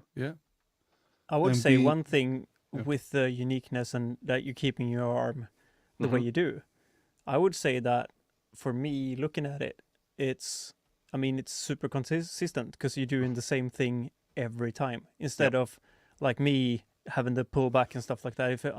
If the timing and say that the foot placement on some tee pads, which is a little bit wonky, you kind of get thrown off, and then you kind of do like dip the elbow and stuff like that. I don't see you doing that as often, because you have the arm locked all the time, and then you pull. So I appreciate that. Honestly, that's like something that I haven't thought too much about, but it checks out. Yeah, for me, it's super consistent, because if I look at your throws, you do the same motion every time. So it's I wouldn't say it's a bad thing. No. It's not like everybody else is doing, but being different isn't bad. Two other older players that I took inspiration off of are Nate Doss and Barry Schultz. Yep. Very wide rail, like that wide rail is what helped, because I didn't do the pushback like a Will Schustrick. I didn't do this. It was out here and then back into this point. So Doss goes elbow up and then So those are two guys that obviously I've watched for many years before, and it's weird, the things you start to understand what clicked from what you saw, especially in those being when I was young and learning was great. And I think that is a big reason why I'm able to do it at this point, because I applied and had that extra practice at a younger age. It's more difficult when you're already older and established and moving. So I'm very fortunate to get to know the game when I did, and also see good players throw and then apply that to myself and let it work for me. It must be really hard now, because there's so much content and everybody's saying different things. So to sort out what fits you, because I think that everybody's different in the body types and stuff like that, and not everything applies to you because of the movements of your like shoulders and stuff like that. I mean, everybody moves differently. So I would say that watching too much YouTube content and trying to consistently developing and trying things could probably mess up more than 100%. just to find something that actually fits good for you and feels good and then continue. You should totally like try and learn from those, but so much more is about application and going and applying and not applying on a course. Go to a field and throw, because you're going to do something that feels really good, and you're going to see the disc explode and be amazing. And you're like, okay, well, I want to try and replicate that, and it might look different. But if you can continue to find ways to make that consistent, then now you're going to find success. And most of what I did to learn my form was so much it was spent fieldwork, and then I would do a little bit of coursework to apply what I had worked on in the field to see if it does apply to the course. Does it apply to being on a tee pad? Does it apply to being in a fairway? Does it apply from a standstill? Does it apply on all these different things that you have to just go out and do? And people ask me, it's like, well, what do I got to do to get better? It's like, you got to play, man. You got to go throw the disc. Like, you got to go throw the disc a lot, like put in so much. And now don't go and hurt yourself by throwing too much, but it's like, go do it. Like go learn and trust and try new discs, and don't be like, well, I love X brand, so I only throw X discs. This is like, no, throw everything, throw anything and everything. Don't care about the weight, don't care about the color, don't care about the shape, just throw it, because if it works for you and it makes you a better player, now you're going to enjoy the game more. Now you're going to be finding more success on the course, and that's just a huge win. Yeah. We have a whole... What? Anders? You can finish. Yeah, one thing for me, I had a really, hard time, because being like old school player, the forehand wasn't something that we used to do back in the days, more than just chip shots up to, the basket, like approach shots and stuff like that. And maybe I played some ultimate, but I mean, the ultimate is not really good for disc golf forehand, I would say. Yeah. Because you bounce way too much. But then I actually found Scott Stokely, and he talked about like the rotation of the shoulder, and that some people actually can't rotate your shoulder because you get hindered in things. And I actually tried out like the things that he said, that like Paul kind of rotates over and then comes back. I can't really do that because my shoulder locks up so bad. So I can't do it. Like that motion for my shoulder is just, I can't do it at all. So I had to go like a little bit, just, a little lower. Yeah, lower, and then just pull back and then go, because I can't actually rotate the shoulder at all because it locks up. Yeah. And he said that like some people can't do it, and that's just how it is. And it's nothing wrong with the way you do it. Like find the way that actually works for you and continue doing it. So everybody's bodies are different. Yeah. And now we have our co-host Victor. He is filling in. Now we call him Ted Sexton because he has a very solid forehand. I'm shit. Really, really bad. I'm throwing the Svea instead. Right on. Nice. Yeah. I was just gonna say that we have a whole new generation who's gonna throw like Danny Lindahl now. The YouTube generation, and we're quite sorry to see him go from DD. Disc golf. Yeah, it's a tough one. I mean, I feel like there's a lot of generations of content creators and people in the sport that, they're going to move on to other things. And Danny being one of those, it's he was fantastic to work with and did a really good job. And I think, he's going to be, there's many others that, have been before him, and there'll be plenty after. But not with the great mustache that he brought to the game. I love it. And this was a very good segue, because I have another question from Ricky Schroeder. And in your opinion, what was the best run of Felons? Maybe not the most overstable, but the one that you thought were the best. I know that you don't throw them anymore, but few people have been such a face for a specific mold that you were for the Felon. And he also says that his favorite was the 2018 Lucid X. Those are good. Very Those nice, are really good. Nice stability, but very useful for an average player like him. 100%. And us. Honestly, like the Lucid X felt like a whole different disc, which was awesome. And I think that that early run of the 2018s were fantastic. They weren't too much, and then some of the ones we had later were kind of crazy overstable, which were awesome in their own right because they allowed for you to have multiple Lucid X Felons, similar to what we talked about with Dynasties earlier. It's like, okay, cool, you have these different variations that were great. I know a lot of people really liked the Fusion X ones, which were some of the last ones we did, because those were maybe a touch less than 2018s, but they were still overstable more than any prototype Felon that was around. I would say my favorite run of Felon was either the prototype / first runs or the red fingerprinty stock runs that they had. That was actually the disc that I had that had the Hot Dog Bandit on there, that had the big germ stamp on the bottom and everything. That run of Felon was actually the very first Felon I ever bought. And I happened to get out of Hazy Shade in Ohio, going through there one year, a great disc golf shop up in Dayton. And it quickly became the disc. Like, so to give some feedback on that is so it's an early run Felon, basically a prototype Felon. We'll just go with the early runs, and the prototypes and first runs were all lumped into very similar stabilities and fantastic. But I found myself, backhand or forehand, if I was ever on a hole or ever in a spot where I was like, I don't know what I'm supposed to throw here, I grabbed that disc and threw that disc. And I knew what it was going to do, even if I knew that it was going to okay, the stability is going to push it into the woods left.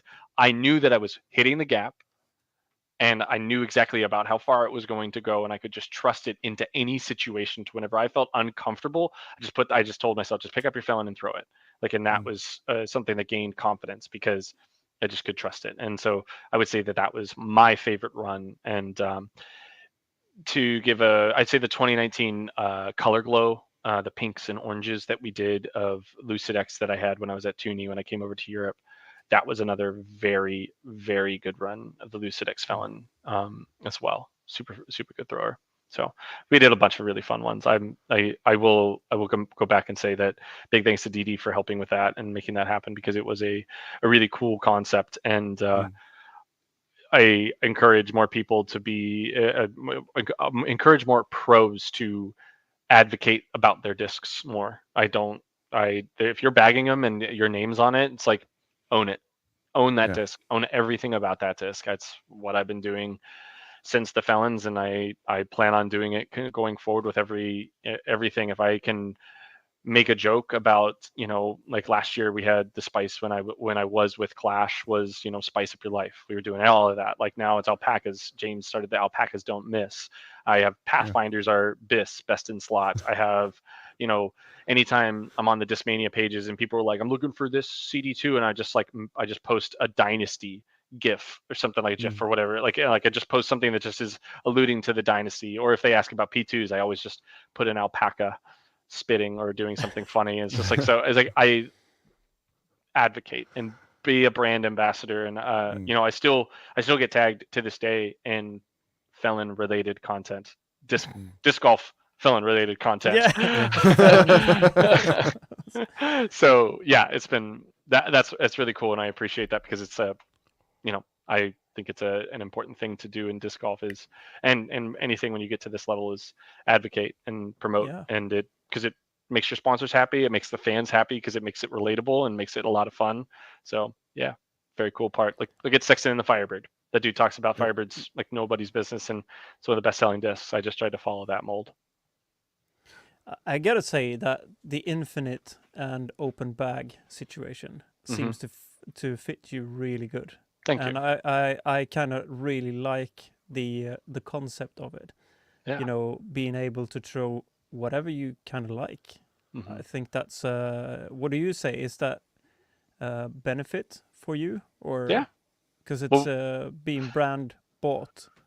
It kind of the coolest part about it is that they just like throw one of our discs, one of them, which then in turn is like, okay, cool, I'm gonna throw more than that, because I'm gonna find discs that will work for my game. And I've quickly found that Emperors, I found overstable runs, I've found Bombers, I found runs that fly like the Raiders that I loved, and they do it that good, if not better, similar to the spice was kind of similar to a Felon, but I'm not throwing the spice anymore because I've moved into supporting Infinite and Thought Space, and the Omen is like my Lucidex Felons, and the Scepter is like my beat up stock Felons or beat up prototype Felons. So it's like, cool, I have that covered. The Titan from Prodiscus just made my bag as an insane I disc. saw that. I used to be on Team Prodiscus before. It's amazing. And I talked to the guy whose disc it actually was, and we're making a trade. He's been super, super cool about this, but I'm bringing him an Exodus and an Omen as a thank you for letting me steal your disc, even though like we tried to give it back, but I just kept throwing it, and then it actually like saved me strokes on the course, which it's funny. I wish I would have found a way to get it back to him because it would have been the right thing to do, but he's been a champion, and I'm going to pay it forward and repay him for allowing that, and hopefully I can work with do some collaborations with Prodiscus going forward. Yeah, Kai's amazing, so it's going to be great. So it's awesome. Titan is really good. There was one of the discs. It just came. It came out when was my last year on Prodiscus. So I'd thrown it a bunch, and I really liked it. It was like super nice. Like fairway driver, not too overstable, like throwable really nice. And trustworthy. Feels good on a forehand. If I know if I throw it on a backhand, I can trust it. It's like it's a really good speed and stability that, like, when you hit it hard, it doesn't turn and flip. It just holds, and it's got reliable bite at the end, which is like that doesn't happen often with some discs. Like I feel like when you beat them up, they just they'll start to peel. They'll start to drift a little bit, and like that, I just haven't had that. And that thing is like the other part is like, hey, I did ink it, which is a little EO on the back because I was throwing it in a tournament, so I had to. And then also I have hit a lot of rocks and a lot of trees with it. So I'm like, it's not the same disc as it was when I found it, my homie. So he's sponsored by Prodiscus, so he's able to find more. He just didn't necessarily have them on hand. So again, great story, very funny, and also what plastic is it? Is it Ultrium? Whatever's like star plastic would be. Yeah, I think it's Ultrium. Yeah. Okay. It's durable. It's good. It is. And it's got chunks out of it, but it's still flying plenty stable. It's not flipping, so I'm loving it. Gotta say, Prodiscus, the plastic quality is really, really good. Yeah, like the premium and Ultrium is really nice. Heck yeah. Prodiscus has been on my mind and on my radar for quite some time. Kai is a great person. When I first left Discmania, they reached out a long time ago. I just had the opportunity to join Dynamic at the time, which was a little more established at the point. So it was. It is. And at that point, being able to come full circle and potentially do something is just awesome. So hopefully, maybe something works out. But if not, I will probably keep throwing something like the Titan to help promote it. And if that. Whatever that means is try great. Out the Yokery if you haven't. I've heard great things about the Yokery for sure. So it's excited. It's sick. Yeah, I saw the Empire. Somebody had one, and it looks like it would be something I might like on a forehand. So yeah, but we could talk this all day. But that's just like it's a really cool concept. But again, supporting the companies that are supporting me. Felons are great, but I have some awesome discs out now, so it's amazing. We look forward to the off season when you can do some videos. Yes, revisiting the bag. I love it. I love it. What would you compare? Because I've seen you throw Emperors. What disc is it? It's the best run of Destroyer. Like, it's kind of insane. It is a Destroyer mold from what we understand. You see that guy? The smile on that guy. Yeah. I've love Destroyers. Yeah, you'll like finding a good Emperor is amazing. So the swirly S blends generally tend to be on the bomber side. There's some that are overstable. The halos that we've had in the past were all pretty overstable. There was a couple colors that were halos tend to come out like really overstable. Yeah, they do. So there's a couple colors that were wildly overstable. So I have one that we call Cotton will Candy. Talk disc, you and me, later. I look forward to it. But yeah, essentially Halo amps are amazing, overstable, and any other amps are really, really good. And you can find some that are absolute bombers. You can find some that are great and flatter and amazing for forehands. But then if you get some with really good shape, it's you get some dome to them. They just go forever.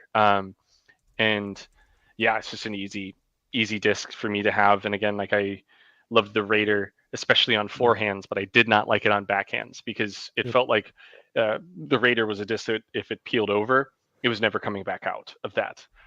And that sucked on backhand. So I had to really trust hyzers. And then enforcers didn't always go that far. So that was a tough thing to do.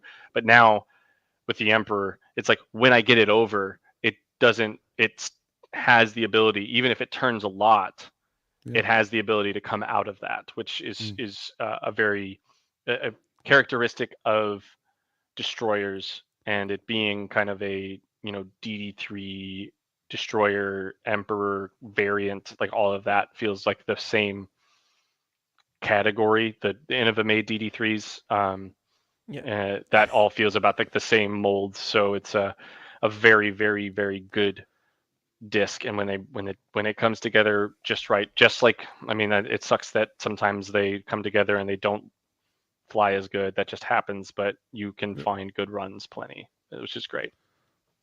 Nice. Next time we'll make it a foursome with Zach Melton as well. We can make it an all-nighter, I think. I love it. We will have to do something for Tina, because letting you on our show so far. Totally. She did say, hey, we kind of need to wrap it up because we got some fun stuff to do. We're actually going to make some pasta together tonight. So nice. I can do a couple more questions, but I should definitely look to wrap up. We're done. Cool. That was amazing. You guys are awesome. Sweet. This is just for us. If you leave, just to turn off your and leave it on for the rest of the stream, which will be not too far. So I'll mute. I'll make sure the mic's muted so you don't hear us. Going around. Sweet. Right. I just want to highlight one thing from the chat. This one. Yeah. You saw that one. Mm-hmm. Hi, Eric. Nice. It was nice seeing you at the Swedish Open. I was the spotter handing out candies to players who went OB on 17. I appreciated that because I threw what I felt was a decent shot, but hit on the road and just stayed out of bounds in round 2. And he was like, "Hey, guess what? You went out of bounds. Here's a piece of candy." And I was like, "You know what? That does make me feel really good. I appreciate that." Now nice. That's those experiences that are kind of, I don't know. There's a reason why I thank everybody for being there, spotters and fans alike, because looking back to the COVID era when we were playing on courses and there wasn't nobody there, you couldn't really do anything. It was very weird. And remembering that makes me, it just reminds me of how important and special these interactions are, because those could have been lost, completely lost, had sport not survived or whatever would have happened. It was a kind of a pretty eye-opening moment. So it's given me that perspective, and taking care of those who support our events is truly, truly special. So big thanks to all the volunteers, and any volunteer I'm going to see, thank you. And any fan who shows up to the event. That's the other part, is they're taking their money to pay to come watch us play. That's nuts. That doesn't make sense to me. It's like, this is so cool. So it's very humbling, and so very appreciative. One thing before you go, Eric, I just gotta congratulate you on your journey with and also a big thing is to coming out with the post you did with mental health, kind of. It's just I wish more people would do that, because it's it's something that everybody struggles with, I would say. Truly. So, I didn't know how much I needed that type of therapy and to talk about it, because I was doing the same thing that everybody already does. Is you're hanging on, and you're masking it, you're band-aiding it, you're doing everything you can to be strong, but it's like, talk about it. People will listen, and there are so many resources you can have, and not letting it get too deep or too far. It's like, be willing. There are people who will listen. Your friends will listen. And even if not, there's probably a stranger or somebody who's willing to hear you and see you.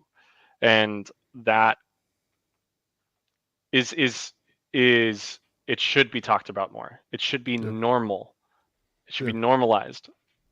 Yeah, totally. Being willing to feel and have your emotions, and know that those emotions are okay to have, is really important, and knowing that you're not alone. So I stand by what I've said in that, and I stand by it to you guys, and I know you guys are probably pushing this, is if anybody's truly feeling alone, if I'm available, I can be a person that anybody can reference and just talk to. If you need a person to talk to, because you're in a place where you don't feel safe or don't feel seen, my inbox is open, and I hopefully will see it and be able to respond, because I don't want anybody to ever feel that way. And feel in those moments, I'm glad that I had the resources I did, because I could have gone into a very, very dark place with all that. So, yeah. Amazing. Before we let you go, plug your stuff. All right. Whale Pants on YouTube. Check it out. Haven't posted there in a while, but there is going to be stuff going. The Eric Oakley was my general tag for Facebook and Instagram. Any relationships to the Oakley company? I wish. We're trying. I would love a little ambassador brand deal or something like that. Be sick, but none at the moment. Yeah. I got Whale Sacks for sure. Go to whalesacks.com. Go to infinitedisc.com. ThoughtSpace Athletics, Alpha Disc, Squatch Bags. Squatch Bags just made it to Europe, so check them out. They're fantastic. Ace Run / Birdie Fuel coffee. Great coffee if you're in the States. It's fantastic. What do you think about the coffee in Scandinavia compared to the US? It's amazing. I wouldn't say I'm a coffee connoisseur, but I will say that I like the coffee there. But like the thing is, I could get gas station coffee and be like, coffee, this is great. And then I could go and get high class coffee that some baristas clicking and clacking and doing all the stuff, and then hands it to me. I'd be like, coffee is what it's like how I'm gonna feel about it. But there are definitely obviously like some things that I've had shit coffee, and I obviously it's like okay, but because I saw a huge difference from the US when I was in the US from coffee to Sweden. It's a bit different, I would say. Don't go drinking coffee in Denmark though, because it's like piss. It's like noted. I'll make sure I grab some in Sweden as I'm going down, like in Malmo, and 100%. As I go over.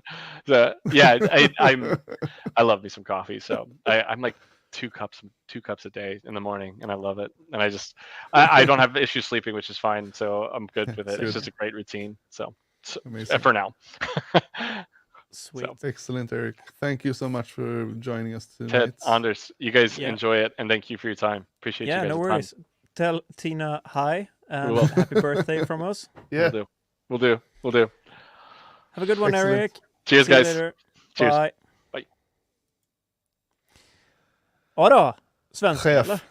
Ja, det går for you American listeners, English speaking, now we're switching to Swedish. Thank you for listening, and stay classy. Yep.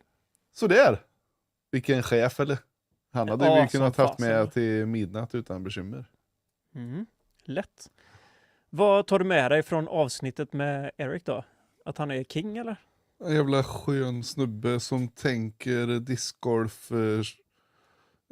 på ett annat sätt, märker man ju. Han vill ju verkligen maximera detta. Egentligen skulle vi lagt en jingle nu så folk fattar att vi kommer hoppa över till svenska, men det får vi ta. Skitsamma. Ja, nej men verkligen. Alltså jag blir ju svinpeppad på att skaffa lite Eric Oakley-diskar helt plötsligt.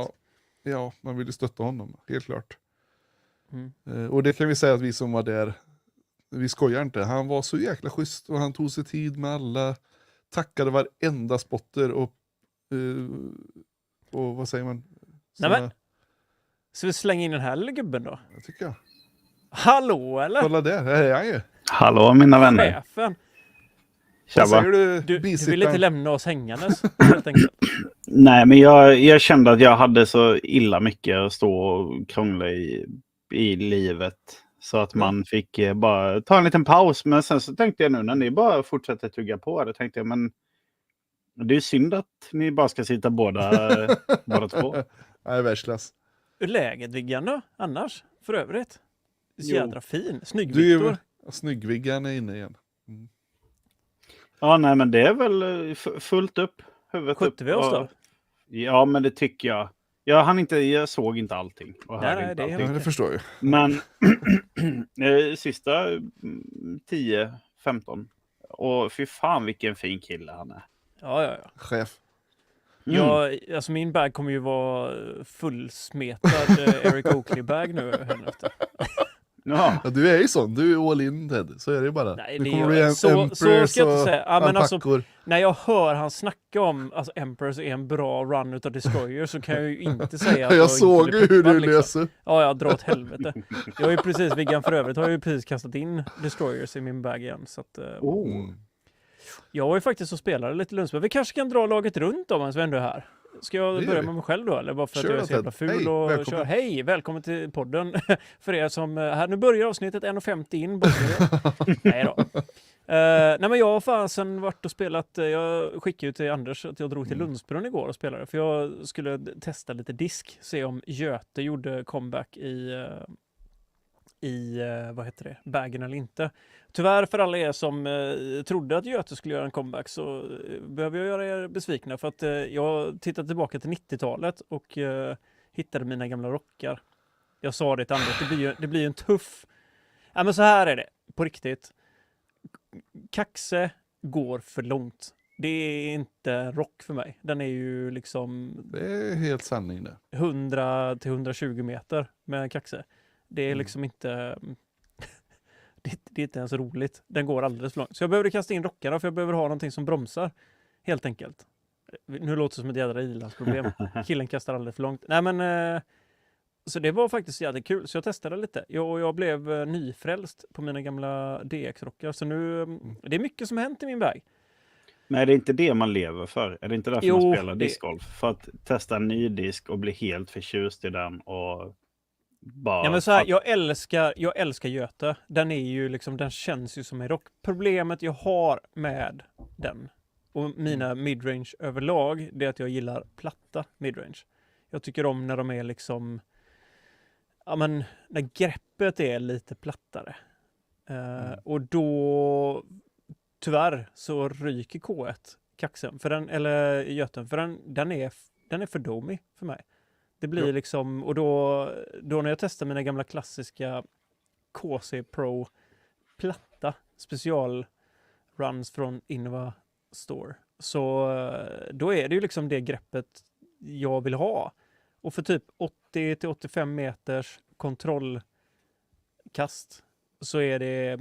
Alltså jag blev förvånad för jag kommer inte ihåg att de flög så här bra. Så det var lite roligt.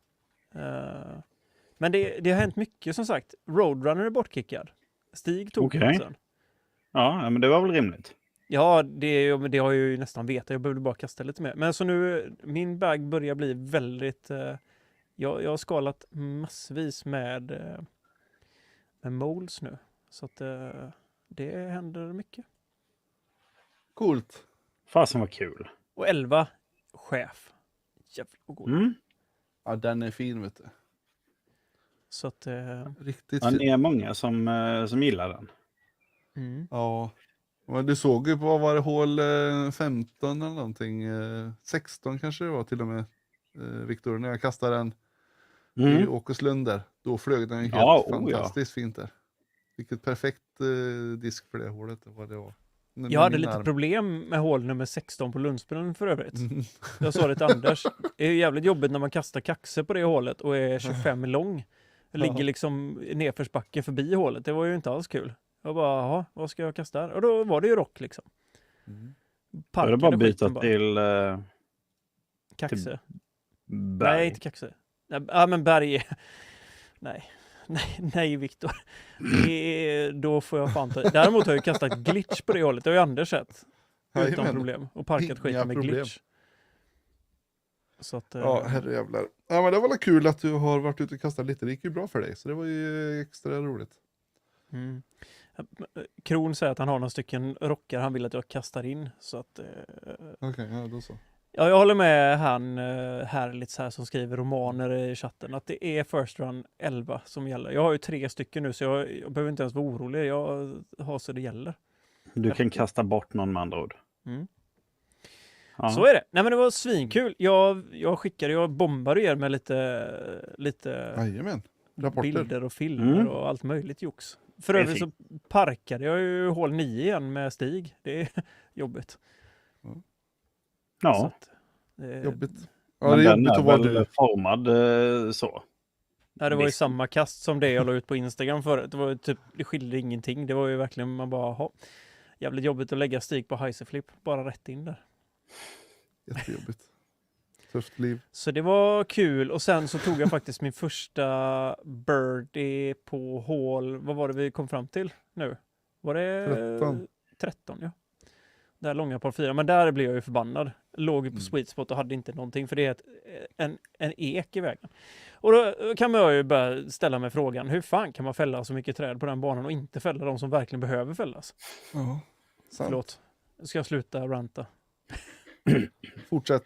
Det är bra. Men tanken med rant är väl att man rantar ända fram till det händer någonting. Ja, precis. Precis. Så är det. Hur har ni haft det då? Vem vill börja? Viktor, jag kan berätta om att det har varit en Swedish Open-helg som sög musten ur den. Och sen så, med allt vad det innebar. Det var ju inte nog med att man bara var på banan hela dagarna, men sen efter det så... Några dagar innan det då? Vad hände då? Vad hände då? Ja, då var ju jag nere hos dig. Då var du nere hos mig. Jajamän. Vi kommer ju faktiskt blåsa av Swedish Open i ett eget litet avsnitt. Precis. Ja, vi tänkte faktiskt att vi ska göra det. Och det blir väl nästa avsnitt när vi verkligen har lite tid tillsammans och kunna sitta ner. För nu har vi ändå tjötat det i typ 2 timmar här nu. Men det blir lite till. Vi har lite att ta. Och det var ju jävligt gött att du kom in, Viggan. För vi har ju ett ämne som är ganska... vad heter det?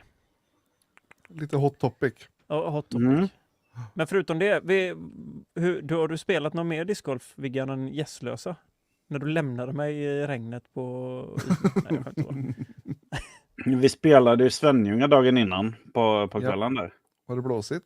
Nej, då kan det inte vara blåsigt på kvällen. Ja, faktum var att vi spelade så illa sent också så att vi käkade först. Och sen så fastnade vi vid dartbrädan. Och drack lite öl. Kastade lite dart. Och så var klockan typ 20:09 och vi insåg, nej men man hinner 18 hål nu också. Ja men det gjorde vi. Ja, utan problem. Så ja, det blev goa hål spelade. Men jag spelade spindisken i måndags. Och vi gick -3 på 2 var på vipan. Det är ju inte superbra. Men jag gick -3 med 2 dubbelbuggies och en enkelbuggy. Yep. Och då vet man att man gjorde något rätt, även om det blev mycket fel. Kan ni hålla er själva lite sysselsatta stund? Jag måste bara fixa en grej. Så jag kommer tillbaka. På det. Ja. Men du var ju nere som sagt. Ja, och det var ju asnice. Jag var ju som sagt, det berättade vi ju i avsnittet innan att jag skulle komma. Det är samma vecka varje år, veckan efter midsommar. Var jag i Skåne på mässa. Och så när vi kommer ner så monterar vi lite grejer och sätter upp och gör i ordning. Och sen drog jag till dig. Och så sa vi att vi drar till Åkeslund. Och det var ju en magisk kväll. Fasen vad fint det var. Det gjorde vi helt rätt i. Vi fick banan nästan helt för oss själva. Så var det. Och vi körde en liten live därifrån. Det var ju hur mysigt som helst. Jag har ju en efterlysning och det är på en first round store, X-out. Ja, den är inte helt rolig att kasta bort nu. Nej, jag tror ju den är minsta pölen jag kunde hitta där, fast den var djup. Men skitsamma, den kommer säkert fram. Jag tror den är namnad. Ja. Och är det någon som hittar den så kan de få en valfri nyare first round i utbyte. Jag tror att Nils mer eller mindre brukar vara ute och fiska lite i sina små pölar ute på banan. Så att den springer han väl på kanske. Nu är det många som satt sig i bilarna med en gång och börjar bränna iväg och på med scuba gear och grejer. Så snor den för mig. Nej, jag ska göra det. Men det var ju en fantastiskt trevlig bana. Ja, du hade aldrig spelat den innan. Sig lite. Nej, fan jag har inte spelat. Det enda jag har spelat i Lund är ju Vipan. Det kom vi på sen. Vad fan, jag har inte ens spelat Sankt Hans. Så det har vi bokat nu till nästa år. Ja, eller absolut. nästa år, nästa gång. Vi får se när det blir. Får jag försöka hinna med någon mer gång. Men vad mer tankar om Åkeslund då? När man kommer dit, det finns ju omklädningsrum, toaletter, bra parkering, tydlig information, betalning, puttkorgar, en hög, en låg, superfint ställe. Sen förstod jag ju att det hade blåst lite grann, att de hade fått byta bort något hål om det var 15 eller vad det nu kan ha varit, så fick modda om det lite grann. Och i och med det så var det ju lite grävmaskinspår och så vidare. Men generellt så var det ju superfin bana. Alldeles underbart när man kom in i de här bokskogshålen. Det är liksom drömmen att spela med sådana träkronor och den miljön. Supertrevligt. Jättekul var det. Så att det känns mäktigt att ha varit på den 10:e högst ratade på judisk i världen. Visst är det så? Ja, men det stämmer bra. Ja, jag tyckte att det var kul att du äntligen fick spela den. Och jag hade ju önskat att Teddan också fick. Men den möjligheten kommer ju. Ja. Så att, supertrevligt var det. Inget bländande spel. Några coola puttar och lite göttiga kast med både 11. Främst 11 var det ju. Som fick flyga mycket. Varför man vill ju se liksom, vilka situationer passar den här. Och, jag hittade min forehand igen. Ska jag passa på med den är med i matchen. Helvete. Snyggt. Och den följde med hela helgen också. Och även på... Fast jag var lite klen i måndags på spindisken där. Men så är den det finns. Det är inte fladder och diskar jag drar över hela tiden. Utan nu är lite bättre release. Ja, och vi spelade ju den tuffa. Vi spelade ju längsta hål. Blå. Varianten. Men såg ut att vara väldigt anpassningsbart med de andra utkasten. Men lagom. Lagom enkelt. Man fick ändå liksom njuta av hålen. Att de blev lite kortare. Det är ju så att den blåa slingan är ju svårare än den gula. Men det sagt är den inte pissvår. Nej. Och med det sagt är inte den gula bajsenkel heller. Nej. Utan det är liksom... Ja, men tänk en medelväg liksom. Och så är det bara lite lättare och lite svårare liksom. Ja. Men då det fanns papperskorgar utsatta och hög kvalitet känns det som. Trevligt. Men det är ju det som gör Åkeslund till en så fin bana. Det är ju detaljerna. Ja. Alla detaljer. Det tänks på allt. Så förutom det så är det skett bra. Jag har ju semester nu, men jag ska in och jobba lite imorgon. Täcka upp lite. Annars som sagt är det high life. Jag har bokat in en sväng på Ale den 23 augusti. Ihop med några mintisar från... Ja, det är 23 augusti, alltså den fredag där. UK. Jajamän. Då får jag se om jag kan, kanske, beroende på var jag är någonstans i livet. Ja, jag är också sugen på Ale. Någon gång i livet. Så är det. Nej, men det hade varit svinkul att göra entré med lite mintis. Ja visst, det blir skitskoj. Och sen var det ju Swedish Open och det var ju för jävla nice. Jag kom ju ner på söndagen. Men vi kan ju dra en Swedish Open nästa vecka tycker jag. Då har vi samlat ut. Jag tycker det är med och så kör alla pratar Swedish Open den här veckan. Så att, men då kan vi liksom dra hela våran upplevelse om det och allting och hylla och lite filmer och allt vad vi har liksom samlat på oss utav det. Ja. Skitsamma. Vi hade presspass. Det var jävligt nice. Ja. Jag tänkte i alla fall att vi skulle prata om Viggan, det har ju dykt upp lite nyheter här den här veckan kan man säga lite grann. Och förra veckan framförallt. Ja, Martin, vi slänger ut lite cliffhangers. Det är så vi jobbar. Det har ju varit snacket på veckor ju. Ska vi kasta upp den här eller vad vi började med? Ja. Vi börjar ju med detta. Kevin Jones. Han lämnade ju. Precis. Det har vi sett nu. Och nu har vi fått lite kontext till var han landade. Och kanske lite vad som hände där. Det har ju diskuterats och så. Sen bara pang, rätt av. Det här är ju lite spännande också. Väinämäkelä bara panga på. Han har ändå varit där i 9 år. 9,5 år va? Nästan 10 år. Det är helt sjukt. Då var han ju typ 12. Ja. Nej, ska jag men det är kanske inte riktigt. Men... Han hade den mustaschen när han gick med. Jajamän, den har han haft hela tiden. Den Tom Selleck-mustaschen. Men det är också jädrigt spännande att kolla. För längst till vänster här då, i den här sliden så ser vi ju massa finska siffror. Leiki Havaito. Ja, det är i alla fall omsättningen från Prodigy. Visst är det så, Anders? Ja. Europe ska sägas. De är ju finska i dubbel bemärkelse då, kan man säga. Ja. Men där kan vi ändå se att det inte har gått svinbra nu 2023. Kanske, eller? Hej, det ser ju inte så ut. Minus 209 000 euros verkar de ha gått nu. 161% minus. Det är lite halvjobbigt. Det är dåligt.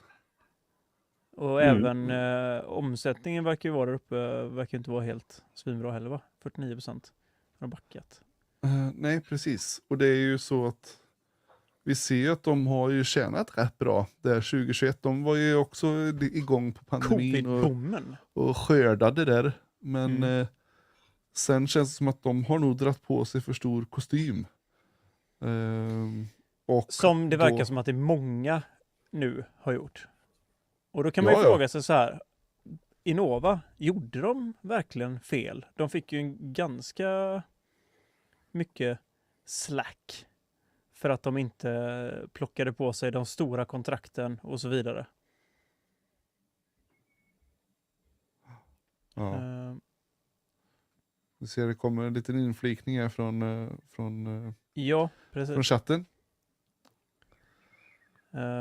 Det är ju... Professor Herlitz. Ja, och det är ju så. Vi hörde ju att, vad heter det, från, jag tror det var jag lyssnade på Foundation, där var det ju så att Kaeli Viska var med och så pratade han om att men de var så snälla minsann för att de fixade ju så att Kevin Jones fick en liten kudde då när de kickade ut honom nu.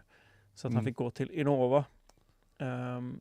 Och det är väl vad man kan tycka, liksom, det är väl schysst att de hjälper honom. Men när man tittar på siffrorna här nu så känns det som att det är för att stoppa blödningen. Ja, mer eller så. Och som, precis som Herlitz säger, det kan ju hända så att de har pratat, att både Kevin och Vaino har pratat med Innova lite innan. Sen är det så att han hade ju 1,5 år kvar av sitt kontrakt. Den gode Kevin. Men vi har ju också hört siffror om där han tjänade, vad var det? Typ $25,000 i månaden hos Prodigy, Kevin. Så att det kanske är lite halvtajt och ja. Ja, men det här är ju på något vis så att de måste releasa de här tunga posterna för att kunna börja om på något vis. Om nu så att försäljningen sjunker så pass mycket. Alltså det är ju ändå, om man tittar på, så ser det ut som att de nästan varit uppe på 40 miljoner. Och nu är de nere under 20.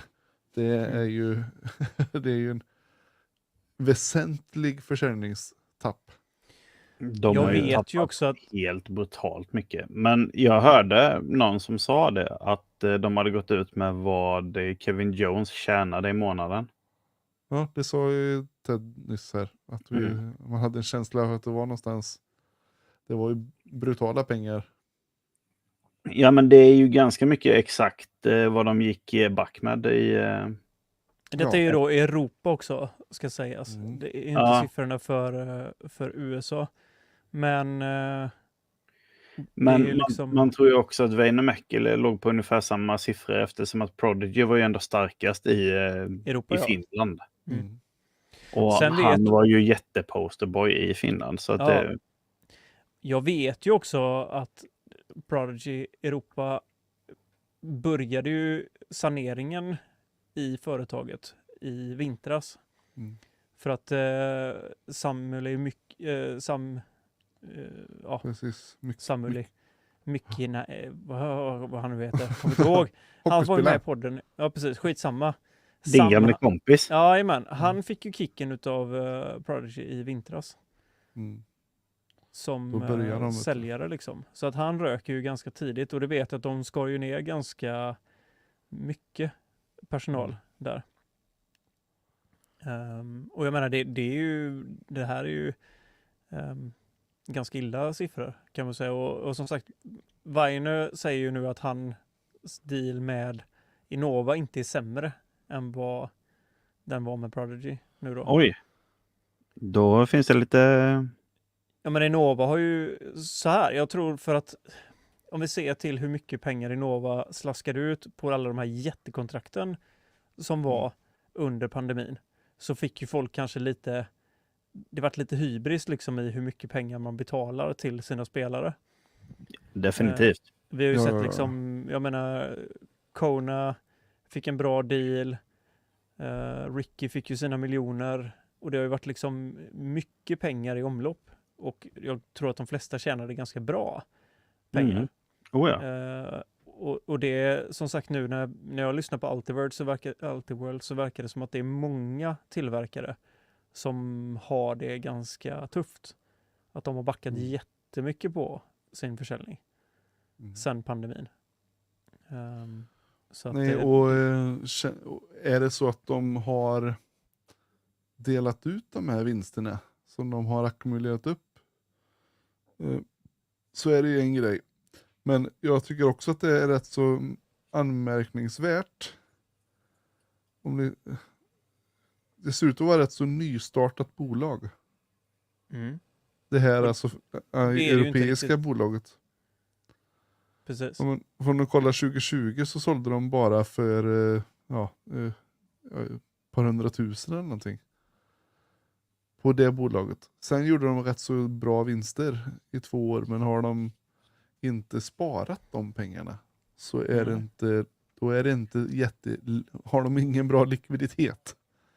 Och då kan det lätt vara så att det där skickas i konken istället för att det var väl lite det som Ultiworld var inne på. Tillföra kapital.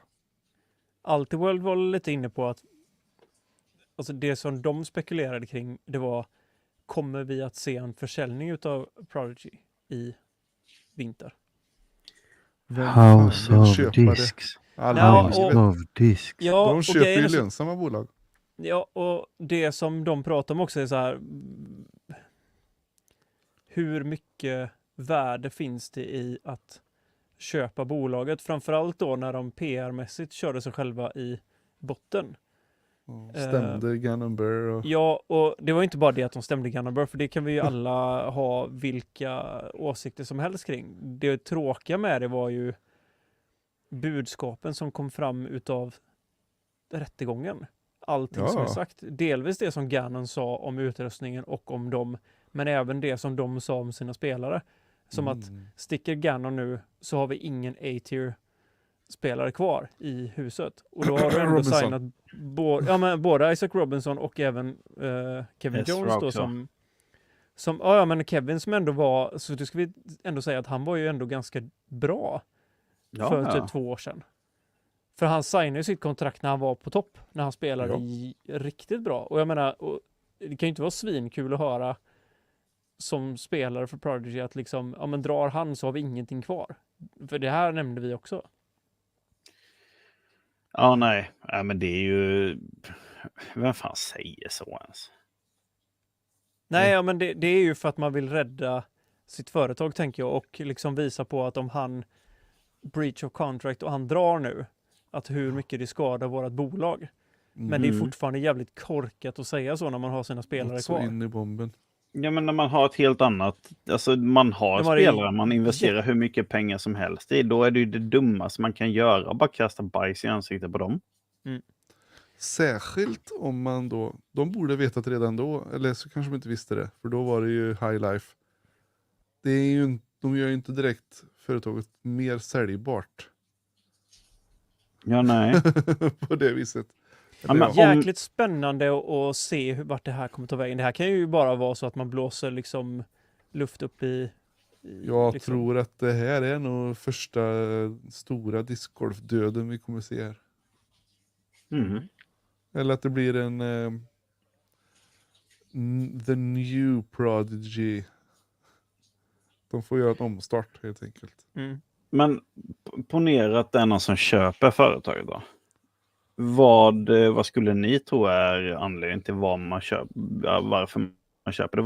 Vad är det man vill ha i Prodigy? Maskiner. Ja, det är bara maskinpark då. Ja, men alltså det är väl det som är egentligen. Det är substantiellt värde, men det kommer du inte få köpa. Eller det blir ju just när man köper konkursbot, ja.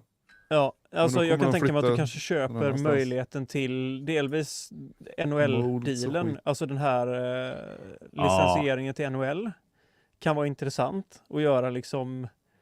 Sen vissa diskar, kanske säkert. För jag menar A2 och de här diskarna är ju ganska populära bland moldsen. Det kan vara det. Plastblandningen kanske. Så att jag vet inte. Nej, men jag tänker att framförallt om det är en tillverkare som kanske eventuellt är sugen på att få, alltså köpa billiga tillverkningsmaskiner för att utvidga sin maskinpark. Ja. Jag skulle vilja säga det är väldigt spännande att se. De bästa diskarna som kommit från Prodigy är ju deras Ace Line, det vill säga P-Model S av dem. Och de tillverkas av Jikun i Kina. Men då kanske man skulle kunna köpa rättigheterna till de diskarna och bara branda om dem. Alltså det är ju, du köper väl säkert någon form av tillgång till Jikun. Liksom. Men det är spännande, alltså det ska bli kul att se vart vi landar i detta och liksom, jag tror att det, men jag menar det ser ju inte superbra ut, kan man ju säga. Och jag menar det här är alltså siffror från 2023. Vi är ändå inne i 2024 nu liksom, och det här är alltså september 2023 dessutom.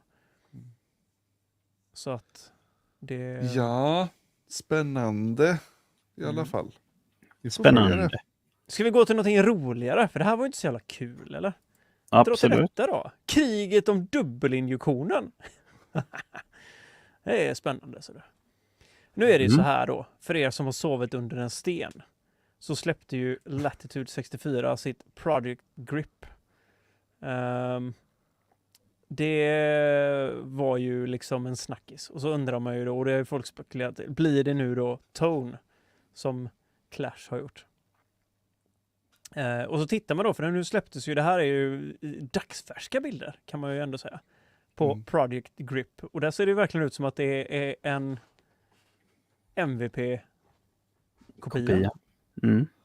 Och grejen är så här, det ska sägas att Latitude hade ju en alltså en overmold innan. De har ju haft sina Scions och så vidare. Så att kan det här vara att de vill ta tillbaka den gamla och fixat patenten igen? För att de fick ju inte fortsätta med det, tror jag i alla fall. Med tanke på att MVP var ju liksom med sin Axiom och sånt att de hade, så verkar det som att de fick liksom lite på pälsen. Ja, att det var typ samma grej. Men nu har de ju då Project Grip. Och jag tycker inte att det ser ut att vara som Tone, där de har en undermold till exempel. Men sen så givetvis så ska ju Innova vara med och lägga sitt veto i grejerna liksom. Då har vi han här, Mr. Panis. Jeff Panis. Konas far, som säger det att ja men alltså sitt nere i båten nu. För att 2019 då var Dave ute och labbade lite grann i det hela med olika liksom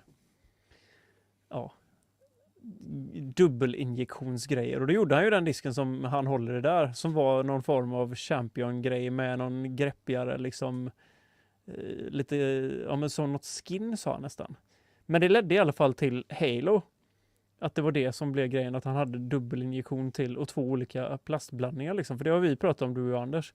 Just det här med att det blir när du har en färg på rimmen och en färg på flightplaten, så måste du måste injicera dubbelt ändå för att få den blandningen. Det är nya maskiner. Ja. Jag tror att Latitude har haft för mer pengar. De ville hitta på något roligt och så köpte in en jävla massa tåkosprutor nu då. Det är roligt. Men i alla fall, det är lite spännande. Det känns som att det är skillnad på grejerna i alla fall. Vad sa du?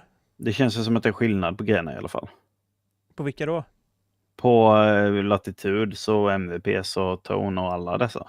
Alltså jag tycker att om man ser, för att Project Grip är ju en flightplate som är annorlunda och en styvare rim liksom. Och det är ju lite det som är hela grejen med MVP. Att du har en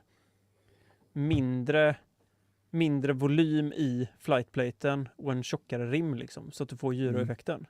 Det är ju liksom hela grejen med det. Lite mer högdensitetsmaterial i rimmen. Sen håller jag med härligt så här att det är lite lustigt med Latitudes variant. Att den är ju högblank. Själva rimmen.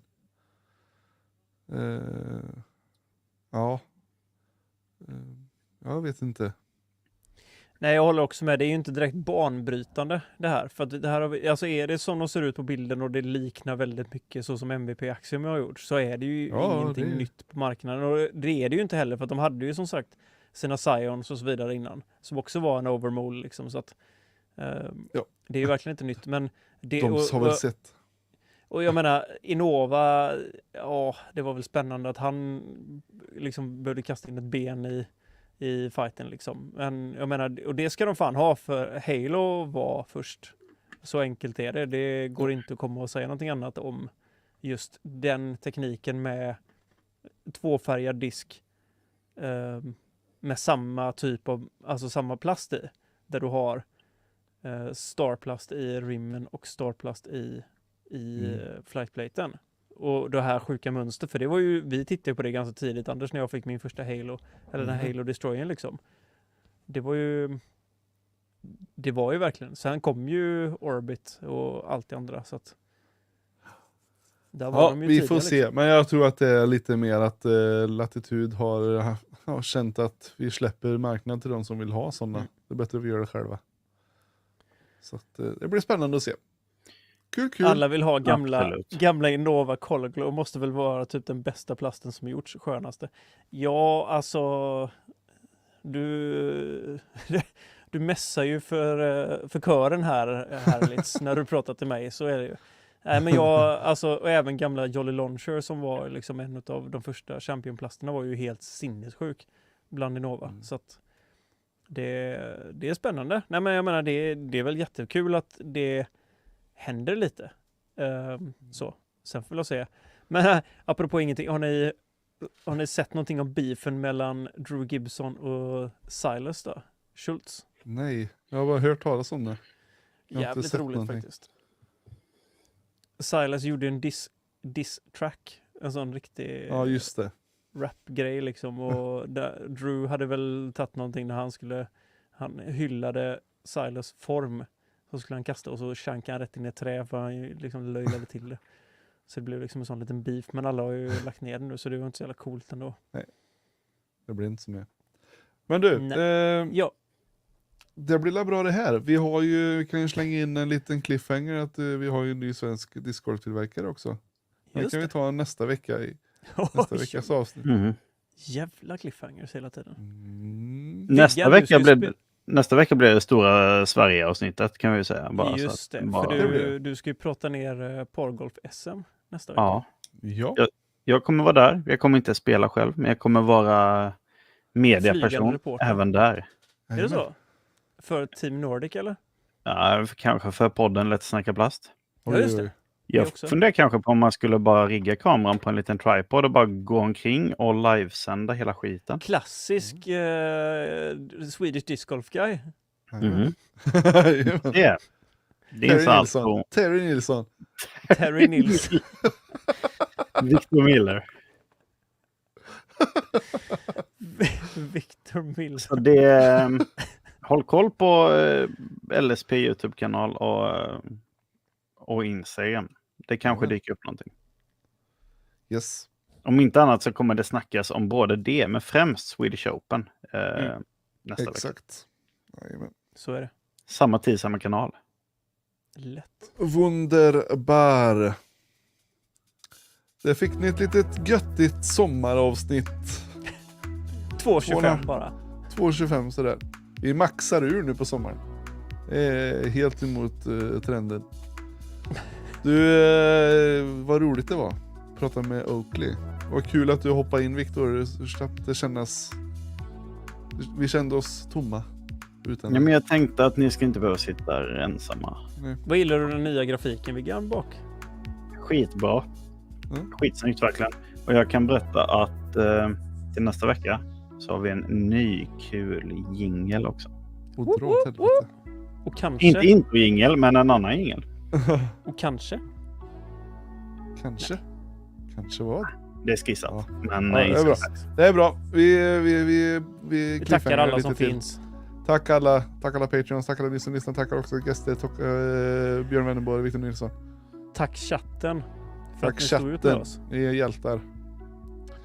Tack Eric Tack Oakley. ni som lyssnar. Tack Eric Oakley. Tack Tina Oakley för att han fick sitta kvar. Mm. Ja. Thank you Tina! Vi hörs då! Tja tja! Bye bye.